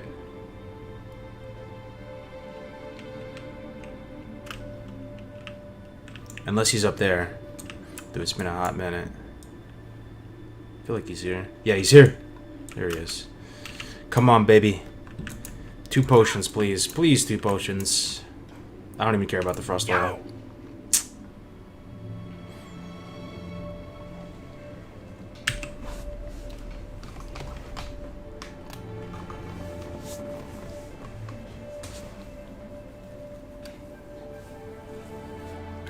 No health potion and no frost oil, bro.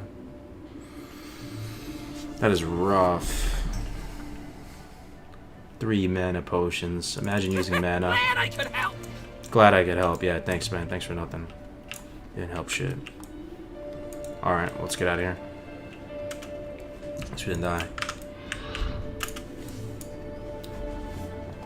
We'll come back, though. We're gonna have to get good at this. We're gonna have to come back. This is gonna be our potion, this is gonna have to be our potion shop, you know, to get the graders, because there's not that many vendors that sell the graders.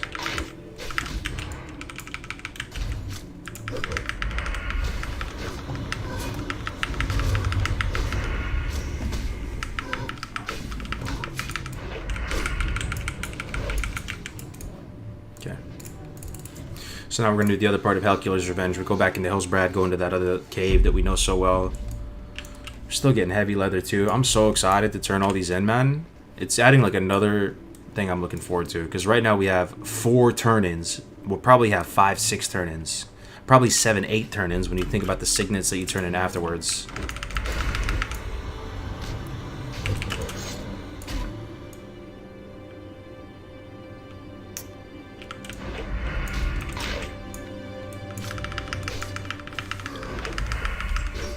Do you play League? I did way back in the day, man, but not like for years and years and years and years.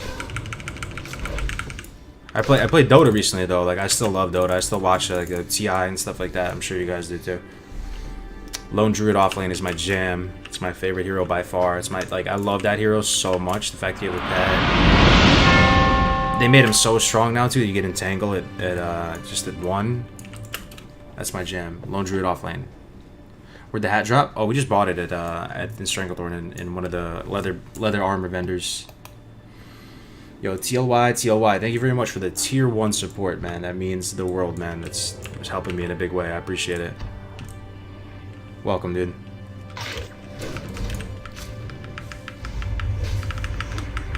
What about the Frostmaw quest that gives you a helm but 10 Agi 9 spirit? Where is it? Frostmaw? I was looking on Class Squad Live. There's not that many options for good headpieces. The one headpiece that we could have got was Steel Snap in Thousand Needles, but we couldn't find him. We just couldn't find him. We walked all around.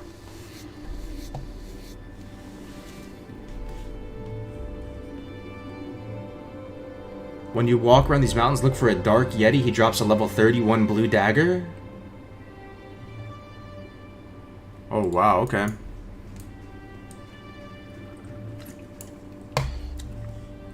That's exciting.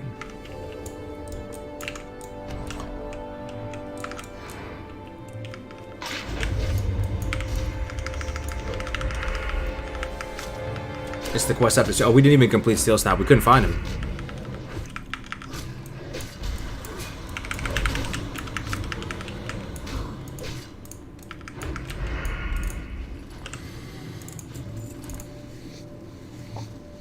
Sweet UI, by the way. Thank you, man. Do you ever play retail? I played a little retail when BFA first came out, but I haven't touched it in a long time. Who is this godlike looking orc? Yeah, we're starting to look kind of cool now, right? We turned the corner. No more dresses, no more G-strings, no more garters, no more cardigans. None of that. Just juicy tactical boots, Kangol bucket hats. Yeah, we got some sus looking shoulders, but so what? Yeah, we still got the nice tabard on. Got some blades. Starting to look cool.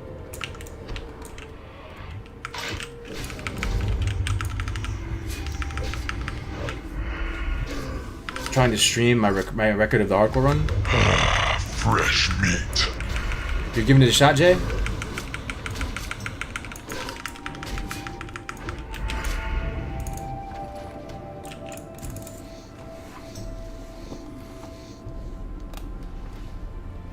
Any lucky BOE drops so far? You know, we got a blue. It dropped in 1,000 Needles. It was a male legs. We've had a lot of good male drop for us, but it doesn't help us obviously. So nothing too spicy for us. Best thing that we got for us is a 12 slot bag. We had a 12 slot bag drop in the Yeti Cave.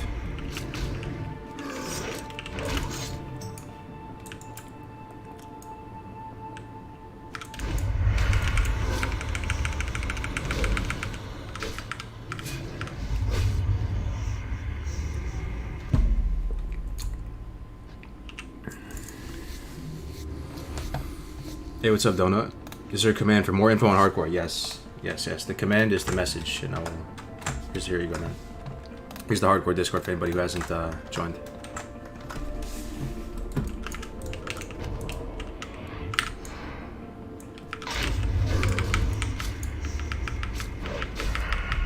What's up with this POV? What up, Jealous? This is called the action camera, so it makes it kind of Witcher Skyrim style, over the shoulder. A bit more immersive, a bit more dangerous. But it's a small price to pay. The game looks really good like this. IMO. You should do a hardcore cup where everyone has to play the same class and get 10 hours or whatever. That would be sick.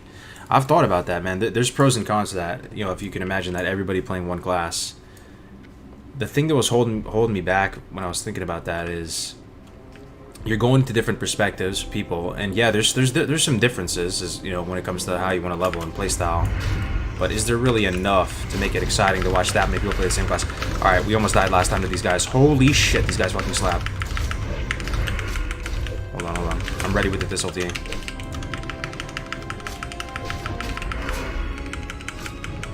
Okay, we're fine. You just take a lot of damage at once. They both breath you with some kind of cone of cold or something like that, and you take a lot of damage, but we're okay. I don't know if you're still here, Tactics, but I'm starting to feel weaker on Rogue, man. Fresh I'm starting to feel squishier, that is. I feel like the damage is pretty good, but I'm starting to feel squishier because we're in the 30s now.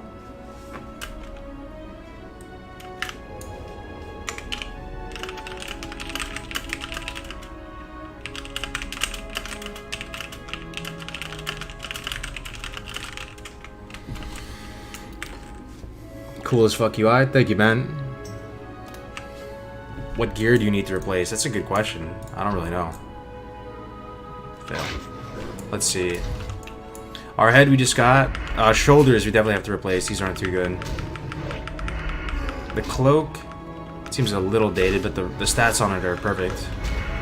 Chest is good. The wrist piece one. This is the these are the wrists that we bought in Ratchet at like level 15 or something. They were amazing at 15, but at 34, not so. I mean, they're still fine for Agi 2 stem, but we really could replace these. The gloves could use replacement. The belt's really good. The pants are fine. The boots are fine. See, the ring is awesome. This ring could be replaced.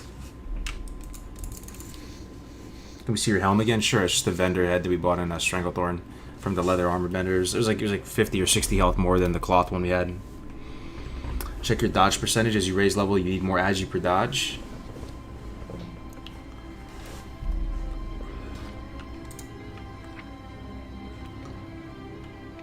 Our dodge is at 15%. I feel like this went up. That's a lot of dodge, man.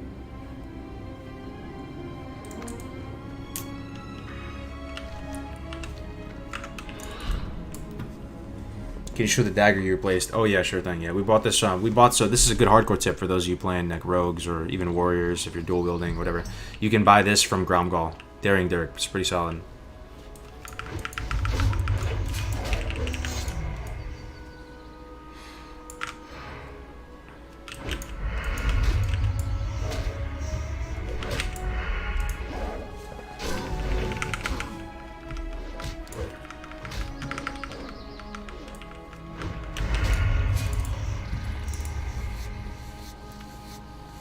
And armor mitigation, let's see here, 22.5% armor mitigation at 34.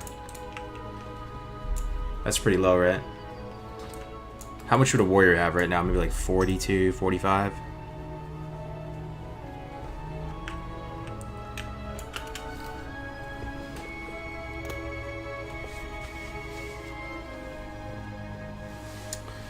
I remember I had a helm with 14 stam at 26, but I think it was a random drop. That is insane. 14 stam on a headpiece.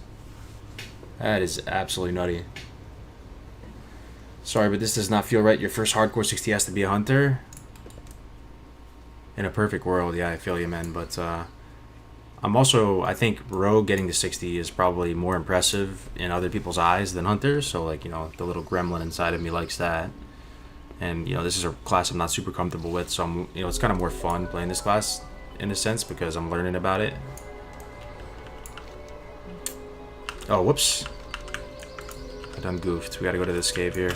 Charge them. Oh, we're gonna ding soon. 5%. Nice. And then we go to Desolus, I think, 35. Or we could pop it to STB at 35 if we want. I think Desolus is... What do you guys think? You think Desolus is easier than the first starting quest at Gromgal and STV? I feel like it is. When I went there for cooking earlier, the stuff in Desolus is like 32 to 36 kind of, and it felt like there's a lot of 32s and stuff around. I think I might go to Desolus first. Unless you want to do some of the early Stranglethorn stuff before you go.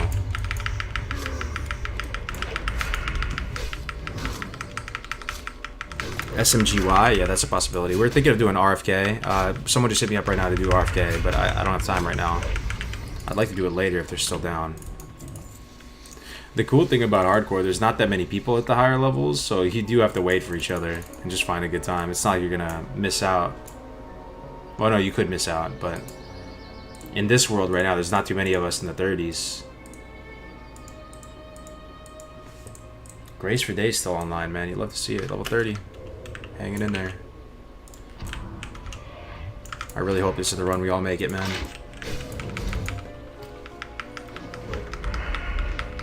How was the turtle extermination? It was solid. We made like 5 gold in like half an hour, it seemed like, didn't it? Yes. If you factor in the turn-ins if you factor in the leather turn-ins, I think we made 5 gold in half an hour. So what is that, 10 gold an hour? It's not bad for this level. Killing turtles. Fresh meat.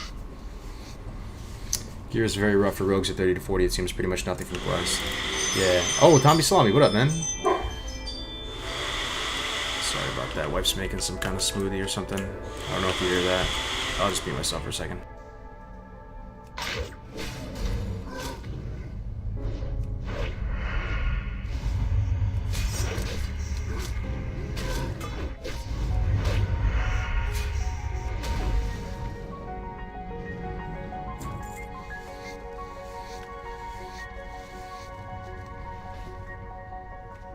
I think she's done.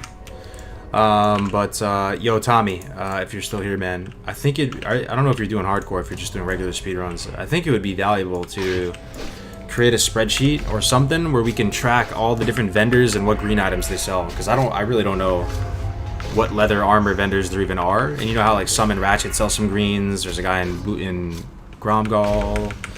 There's a leatherworking guy in Booty Bay. You can probably get some decently consistent gear upgrades if we just knew what vendors sold what, you know? 54 members online? No way. 52, that's insane. That is insane. Hardcore community growing, you love to see it. Shield the Discord once again, get more people in. How many square foot is your place? What, this house? I don't know, like 2K? Yeah, I'm in the Bay, East Bay, yeah.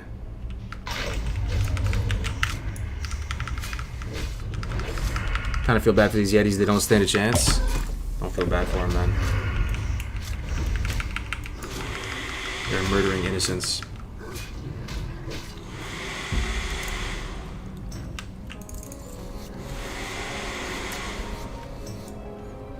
Can you guys hear that blender in the back? I'm so sorry if you can hear that. I can mute myself if it's rough to hear.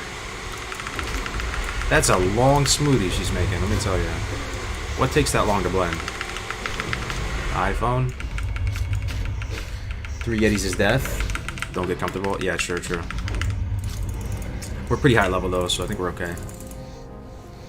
Not that loud though. Okay, yeah, let me know.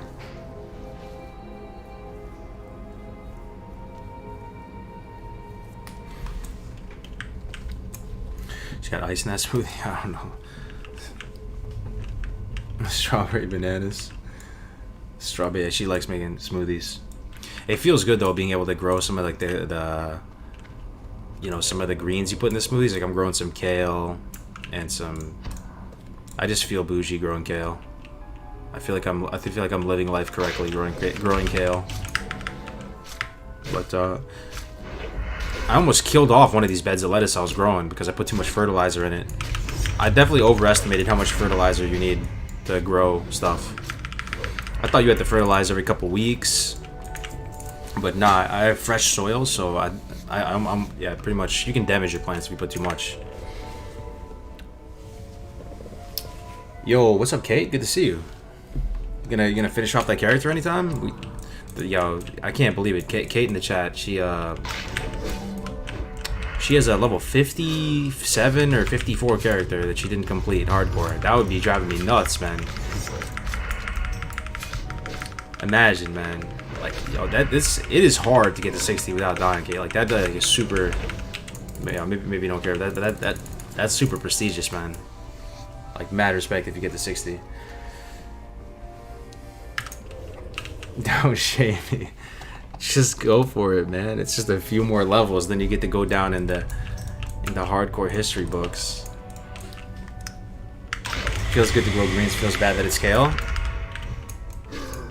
Yeah, I mean they say it's good for you, right? Got my pumpkin spice, growing my kale. I'm just going full basic bitch. I thought the blenders was the Yetis screaming as they get eviscerated. Dude, that I don't know what she's blending. I'm gonna have to ask her later. That is the longest blending session I've ever witnessed.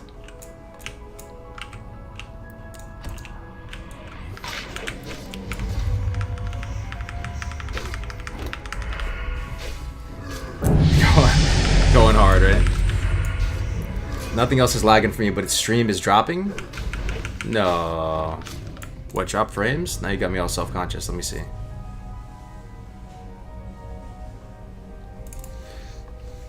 Let me check the stream log. Nope, no drop frames on my end, it looks like. She probably put too much ice, not enough liquid. It's possible. Within the realm of possibility.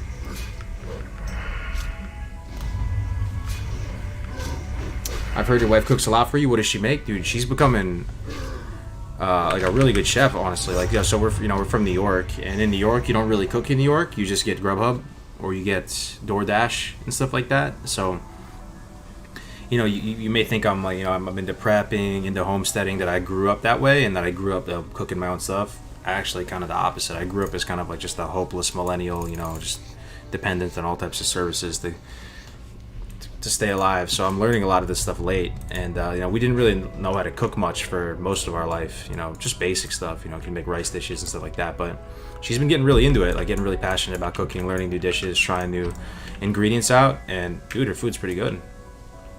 You know, so ever since we had this we made this garden too, it's, you know, you have a much higher incentive to cook what you grow, right? Or else you're just gonna waste it. So we're eating healthier, you know, just making more dishes with like vegetables in it, spiralizing the zucchini, making like a vegetable pasta, making stuff like that. She made a pot pie, like permaculture, bro. I wish I had a permaculture food forest. I want to have a permaculture food forest on our homestead, like just a whole acre of, or maybe 2 acres of just nuts, you know, nut trees, fruit trees, bushes, fruit bushes, all the berries, just all types of crazy stuff growing everywhere. No, we're not still trying to get that rod. We just came back actually to do the follow-up. Yeah, I'll get the chest. Get some bananas, persimmons. You know bananas are about to go away, right, guys? You heard about that? They're about to go extinct. No more bananas. Eat your last bananas. Yeah, the Kavanaugh banana is about to be GG. There's no saving it. They tried to save it, and it's gonna go away. There's gonna be no more bananas, man. You hate to see it, unless you hate bananas. Then you love to see it.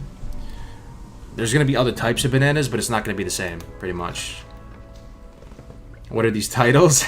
I don't know. I get a little RP with the titles recently. I like it though. You like my thumbnail with the anime soup bowl? Yeah, bananas are getting tracked right now. So, yep. Eat your last couple nanners. Say goodbye. Probably in the next couple years they'll be all gone. There's a fungus or something that's just decimating them, and they can't even keep up. Like, they tried to even grow them in laboratories and stuff to try to save them, but Fresh meat. they can't do it.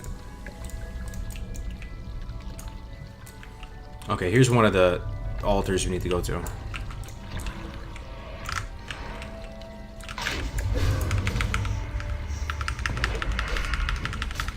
Cargo's into anime? I mean, yeah, I watched animes growing up. There's a lot of animes that I love and like really I'm nostalgic about too. Growing up, Rurouni Kenshin, DBZ, Pokemon, Samurai Champloo, Cowboy Bebop, all those ones. But I think there's a way to like anime without going full weeb, you know, and getting a body pillow and all that.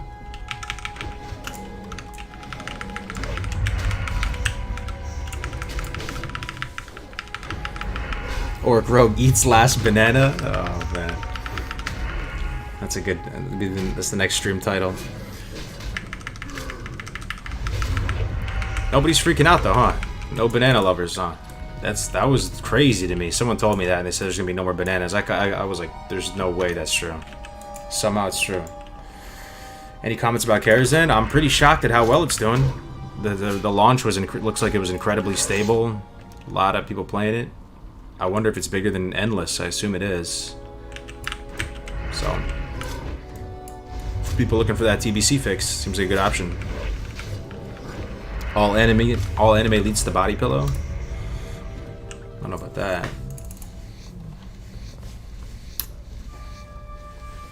Banana's overrated. Sad about it. Yeah, I'm kind of sad about it. Hopefully they find a new banana replacement. Like there's other types of bananas, you know, like there's plantains. Yeah, there's also hopefully they find another one that's delicious. Banana bread, bananas in smoothies, anybody like banana peanut butter sandwich? I used to have that a lot when I was a little kid.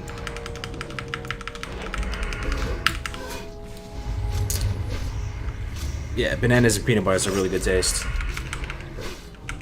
Any number today? We're thinking. I think you know how I've been streaming twice a day. I usually stream for like 4 or 5 hours in the morning, and then I'll take a break, do some IRL stuff, then I'll stream again in the evening. Hopefully, we can plan to get it done in the evening. Bananas PB, yeah. What about Nutella though? Nutella and bananas. Nutella banana crepe. How do you guys feel about that? Fried plantains, bro. I love plantains. Plantains are fire. Alright, we're gonna set up a nice blade flurry on these guys. Nice blade flurry. Here we go.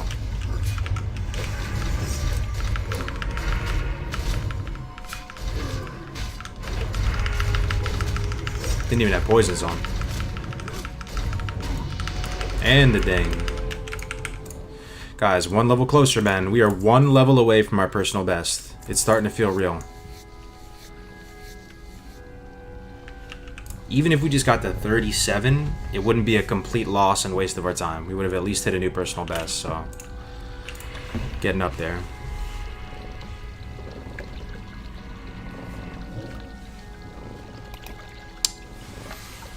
I haven't had any carbs but vegetables for 2 years, so I won't miss bananas, but I had my share as a kid. You haven't had carbs for 2 years? What, do you look like a Greek god right now? No carbs for 2 years? Is that even possible? That's insane. Okay, what do we do now? Oh yeah, last point to this, right? Okay.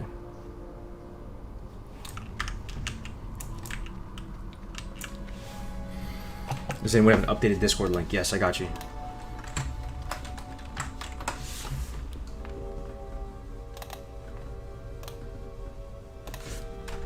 Don't you get tired as fuck when you go on a low carb diet?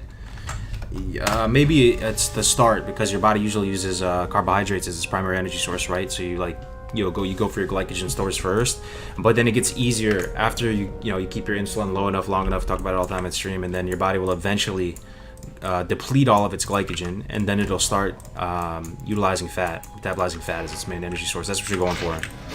That's the key, man. You start getting to that, metabolizing the fat, then you get to see the gains start going super quick. And fat is like an amazing energy source, right? For your brain, for everything. So when you're eating the fat on your body, people feel like a body high from eating the fat on their body, and they don't even feel hungry at all. It's a really high quality energy source. So you gotta just stick it out. It sucks though for like 2 weeks. Halfway to 60. They say the halfway part is the halfway point is like 42 or something. So not quite, but we're getting there. I did keto for 2 years. I felt like a god. Yeah, once you get into the swing of things, you get addicted to keto, right? The people that they start watching all the keto podcasts. They start seeing how deep the keto rabbit hole goes. They start buying all that expensive oil. That's kind of a scam. Oh, it's not a scam, but I don't know. It's kind of unnecessary. These people buy this oil, MCT oil or something they put in their coffee. It costs like $40 or something. It costs. I mean, they're talking like protein powder prices just for some oil with calories in their coffee. But and then they start. You don't want to eat for a day. Then you don't want to eat for 2 days. You go on these insane fasts. MCT oil, I mean, it just doesn't feel right because those are calories, and like, yeah, calories aren't everything. Obviously we've learned that, like, hormones are more important, but at the same time, you're just kind of like throwing away the calories. Eat some bacon or something delicious with those calories. Poisons check, good call. Fat is a very inefficient way of producing glucose. Well, I mean, I'm not like into, I don't know, kinesiology and all that well, but you don't need to use glucose, right? You can metabolize fat as for energy, just directly. You don't have to convert fat into a carbohydrate to utilize it as energy, right? It's called nucleogeogenesis or some shit. What's it called? Something neogenesis.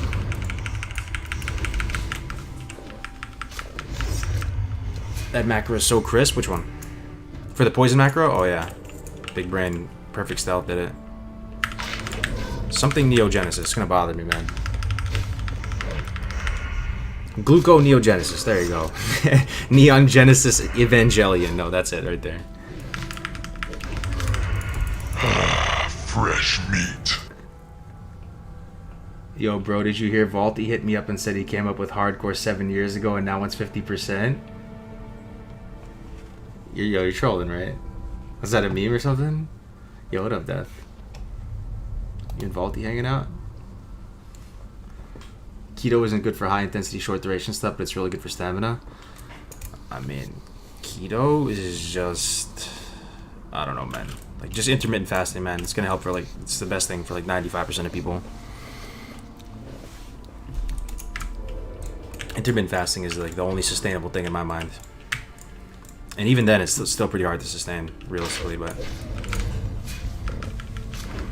Oh, I'm fucking with you. Alright, I was about to say, because, you know, that wasn't the first time Defcon people came in here and said something about Vaulty. I was like, what? Did something happen? I got you. Show the poison macro? Yeah, I don't know how it works, though, man. It's just some magic, honestly. Some black magic. Perfect Stealth, he mains Orc Rogue on Scarum. He showed me this macro yesterday, or 2 days ago or something. This is what it looks like. How does fasting work? Like, you could give a answer to that question that would take the next 6 hours, right? If you went into like some super level of detail of why it works. But the short answer is it just works for a variety of ways. It helps regulate your hormones. It helps you build a better relationship with food because you just have this very simple North Star kind of guiding light that you just think about throughout the day. I eat once a day, eat twice a day, something like that. You know, it's just so simple that it works. It doesn't fucking ask for your debit card. You know, it works. It's so good. But the most effective reason IMO is that it just helps regulates your hormones.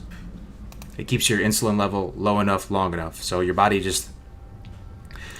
it'll use carbohydrates and glycogen as its primary energy source. You have to kind of have your insulin level low enough, long enough for your body to actually make the shift and start, you know, tapping into your stored food energy. It sounds simple when you explain it that way, but Fresh meat. the meta for like many years used to just be eating small meals, you know, throughout the day, and that can work too. But at the same time, some people just have godly genetics, and like anything could work for them because they have godly genetics. But we're talking intermittent fasting. Yeah, I mean, I mean, if you are interested about that stuff, you know, obviously don't take it from me. I'm just some random dude on the internet. But look up this guy, Jason Fung. I've changed some lives with this. That's probably the most proudest thing I've done with streaming. If you look up this dude on YouTube, if you are just trying to lose weight and do whatever, I gotta take this on advice because I wish I was on intermittent fasting right now, 1 meal a day. Oh man, this guy is an absolute like legendary human being. He's a kidney doctor. He's a phrenologist or something nologist, and he's not trying to sell you anything. He deals with people with diabetes all the time, right? So his job is like dealing with people with diabetes. So he's trying to like course correct people who have horrible diabetes and are like dying from diabetes. So he lives this stuff. He knows about hormones. So just look him up. He has tons of stuff on YouTube. He explains it really well. It's a phrenologist or something. Nephrologist, is that it? You still doing OMAD? No, I wish I was. I should. I mean, it's the type of thing that I do feel like empowered with the knowledge to know exactly what to do if I wanted to do it. I'm just kind of a lazy piece of shit, so I gotta do it. You know, it's hard to do when you have a nice community to talk to. You have like a loving wife. You have your dogs. You know, I'm not necessarily out there to go mingle with all the socialites and it's not like you're trying to get girls anymore or anything. So. OMAD was so hard. You gotta work your way up to it though, man. You gotta go just with an 18-6 first and just do 2 meals a day, and then you'll eventually get addicted to the 2 meals a day, and you want to push it further, and you just naturally go OMAD, and you get into it, and you feel like these body highs, and you're like loving it. You're like going in the forums and talking about how great it is. Your brain energy, it's like through the roof. Your mental focus. For real though, I've been trying to drop some pounds. I showed a stream pic of me from 5 years ago, and they couldn't believe it. I mean, it really is that simple, though, right? For the people that are like, they know who they are in the chat, who know a lot about nutrition and kinesiology, fitness, all this. It kind of is that simple. Eat once a day, so you're able to keep your insulin level low enough, long enough, so your body will tap into stored food energy. You can give a big brain answer, or you can just say that, but realistically, you're not gonna be able to just go right into OMAD. You're gonna have to go eat 2 meals a day. But I would try to have those 2 meals in a smaller window. So you know how people say 18-6? I think 18-6 is kind of too casual. I would say you would probably eat within a 4-hour window. Most people could pull that off. It's not nearly as painful as OMAD. OMAD is so painful because you eat 1 meal and then you're like, dude, I'm not going to be able to eat anything for another 24 hours. I think most people could go for 4 though. That means like around 5 you eat, and then what you eat again around 9. That's not bad, right? Or like eat at 3 and then eat at 7 or something.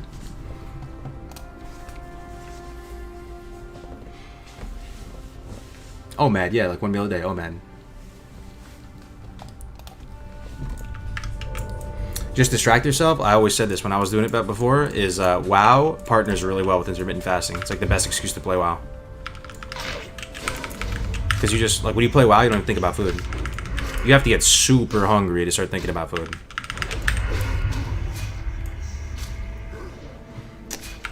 LCHF? What's LCHF? I don't even know what that is.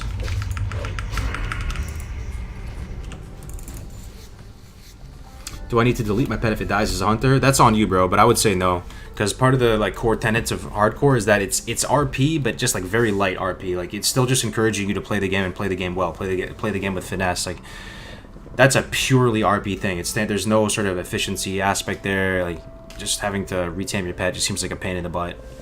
I would say no, but like if you feel so inclined and it's meaningful to you to like have a mortal pet, then go for it.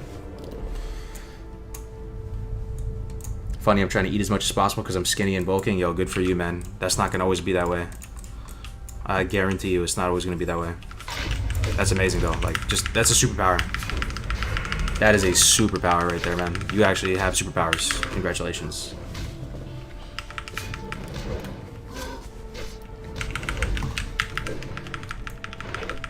I sent you a pic on Discord. Let me see. Let me see. I'm down, dude. Intermittent fasting, Def Camp, I'm down to do it with you. Oh, damn, dude. Holy shit. Holy shit. I'm about to pull that up. You guys want to see Def Camp 5 years ago? Wow, I've never seen that. That's insane.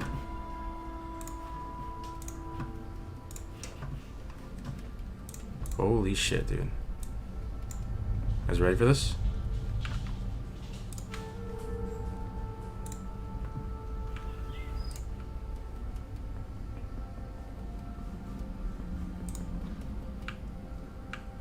Oh, I'm gonna zoom it out a little bit. Hold on. He's got the Sicily shirt on, dude. What a fucking Chad, dude. Italia. Nah, you look good, bro. You look good, brother. You still look good, bro. You still look good, Def Camp. You still look good, brother. Appreciate you sharing it. That's life, man.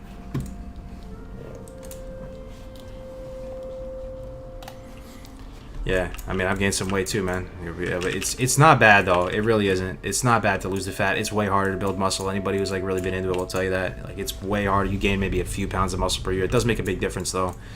Yeah, you know, in like 2 months, you can kind of transform your physique. I'm kind of a mesomorph though, so people are always shocked how fast I can drop weight. I can drop like maybe 20 pounds in a month, maybe more. But it's the kitchen, man. You just gotta get your priorities straight. It's the kitchen first. The workout is like a second, man.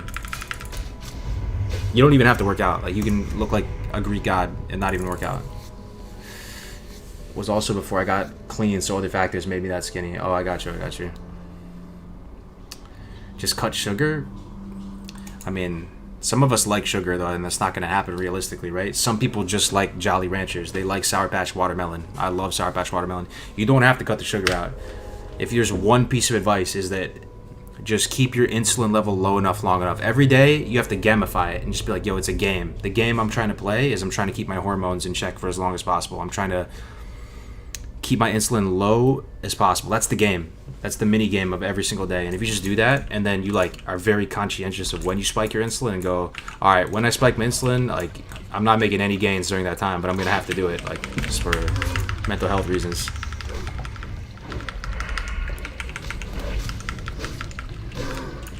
Just don't eat. Yeah. And some people though, they say that they feel like it's very dangerous, right, to not eat. That's pretty much just like a myth at this point. I mean, yeah, for the guys who are like ectomorph, skinny, hard gainers in here that are trying to like bulk up, then it's a totally different story. But 90% of people are trying to lose weight. I started riding my stationary bike when cargo streams. It's a lot of hours in the saddle. That's cool. You have a stationary bike at home? You out here straight spin facts about health? Believe it or not, man, there once upon a time in another life, I used to be like really into it. Like just, I was kind of a fuckboy in college, and I was doing that, like, you know, that whole routine, you know, eating little packets of tuna in the bathroom and doing all that, like, you know. But it's a different game. It's not about gains anymore. It's not about getting strong or getting shredded or having striations. It's about just trying to not be fucking huge. Like, I could care less about that stuff now. Just trying to stay decently in shape, man. In the bathroom, because like you would go out to a party, right, or something, and you have to try to stay anabolic. That was the minigame back then, so you're always trying to get more protein in your blood.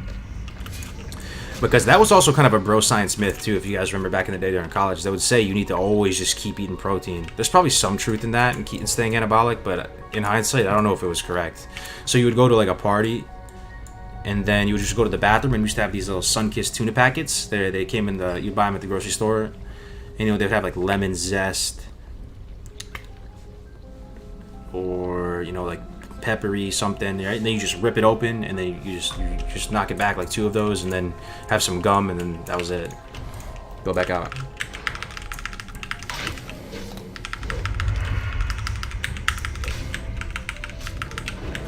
I agree with Chemo Clayton. Cut sugar out completely. It's true, man, but I do think when it comes to fitness, like nutrition, like that type of shit is just unrealistic for some people, though, man. Some people just aren't gonna cut the sugar out. Like, they're just not. Maybe there's a certain portion of people that could have the discipline to do that, but I think what's more important of a lesson to drive home would be just the timing and the hormones. Because you can make massive gains and have sugar in your life. You can make massive gains and have salt in your life. You know, the hormones are like the missing piece here. Like we just missed they didn't teach us that at all when we were growing up.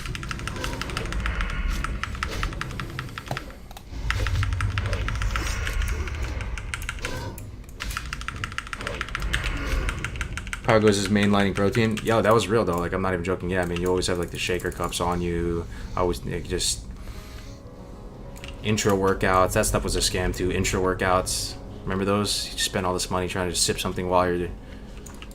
That was a scam, dude. You know, the BCAAs that you would buy. That was a scam, pretty much. I mean, maybe if you're like some beast and you're on gear and stuff like that, then it can work for you. But T boosters, that was a scam. All that scam stuff. The supplement industry, man, like mostly a scam.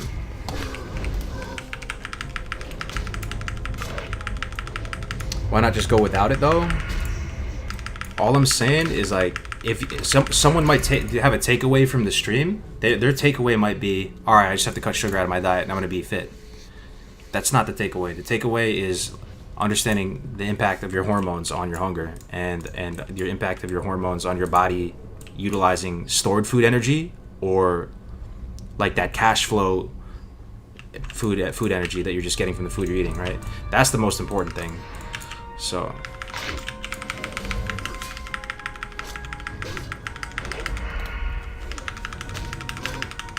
BC, that's what they say. It helps you with recovery times, but honestly, all those things that you're spending all your hard-earned money on, it's not really worth it unless you are a monster. Like, you're putting up massive weight, you're probably on gear, you're already like super good with your body fats, you're taking BCAAs at that point. But you know, imagine you're just trying to lose some weight or something, and you're just buying all these T boosters, BCAAs. You're just gonna waste a lot of money, is my point. Supplements, they have like a they always try to give you a proprietary blend. And whenever you see proprietary blend, it's kind of a scam, you know, because they're just trying to put a lot of filler in there for you. You just gotta buy stuff that you know the ingredients. If you're trying to get creatine, don't buy a creatine proprietary blend. Just buy monohydrate. Get it cheap. Buy it for like $5. If you're trying to get protein, don't buy some like protein Syntha 6 proprietary cookies and cream blend. Just buy some protein that doesn't have heavy metals in it. You'll be good to go.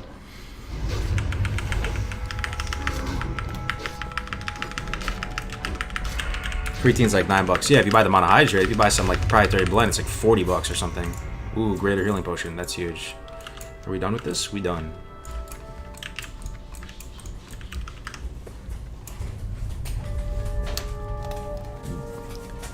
What do you think about meat? Delicious. Open.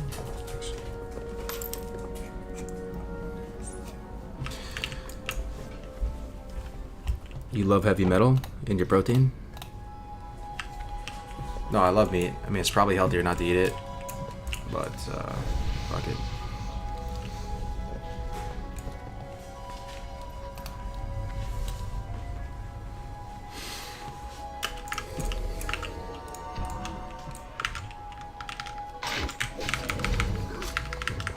What server are you playing? This is Bloodsail Buccaneers.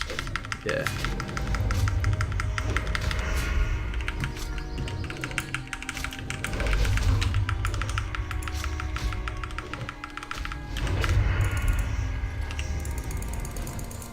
Do sous vide meat? That's kind of bougie. I remember we went through a phase of sous vide meat, bro. You just cracked me up.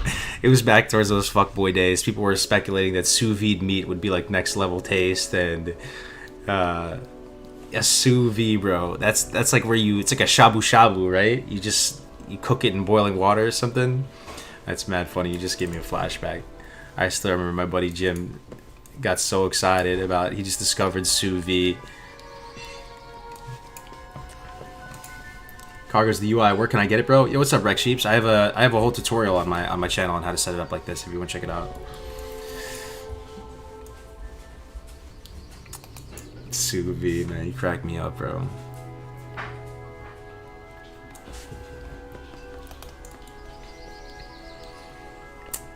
What's your favorite album of all time? No one is gonna know it if I tell you, so there's no point. It's anybody at all know who Marty Robbins is? Marty Robbins, it's like just like that OG like cowboy Americana legend, man. He had like a whole album of like, you know, western like cowboy ballads type stuff.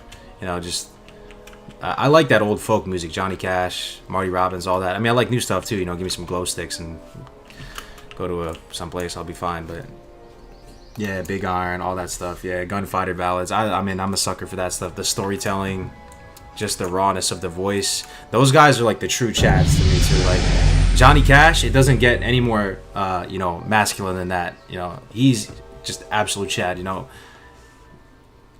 Marty Robbins, Johnny Cash, Earl Scruggs. Like night. I mean, I'm surprised even any of you remember that or know that. I know what I'm talking about. Yeah, like my dad always used to sing those too, and he put me onto that stuff. Yeah. That was the old school country, folk, storytelling. That's probably my favorite album of all time.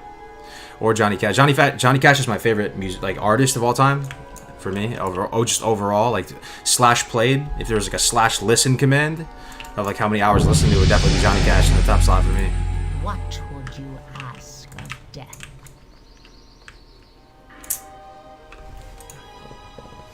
Waylon Jennings, yo. Your Guild and Classic was called Big Iron. That's pretty cool.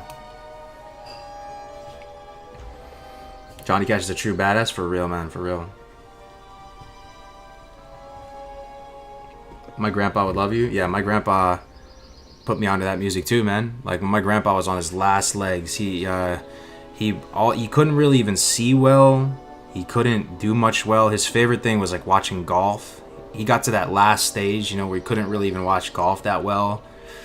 You know, he was, you could tell he was just on the last legs, right? Like he would just spend most of his days on the he was in a nice like bougie retirement home type place. You know, he went out in the best possible way. I told you the story before. He went out eating vanilla ice cream and watching golf, or a milkshake. He drank a vanilla milkshake and then that was it. But you know, I made him a CD of all those old school cowboy ballads, and he would just listen to that all day, every day, and just sit, you know, in his recliner or whatever. He loved that music. Imagine Johnny Cash in his prime living in today's climate. Dude, Johnny Cash is my guy, man. Alright guys, I've been streaming a while. I think I'm gonna call it for a little bit. I just feel like I'm all over the place headspace wise. We're getting off on weird tangents. I'm not even really playing the game.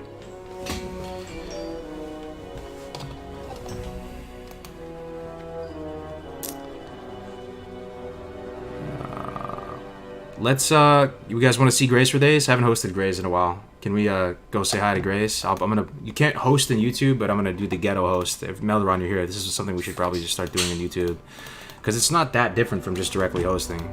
If you just put it in the YouTube chat. My man Grace for days. Alright, bro, I'll be on later. I want to duo with you one day, bro. Seriously? Hell yeah, man. I would love to. Here's Grace for Day stream. I'm going to host him right now, and I'll try to stream later on today, alright? Take care, everybody.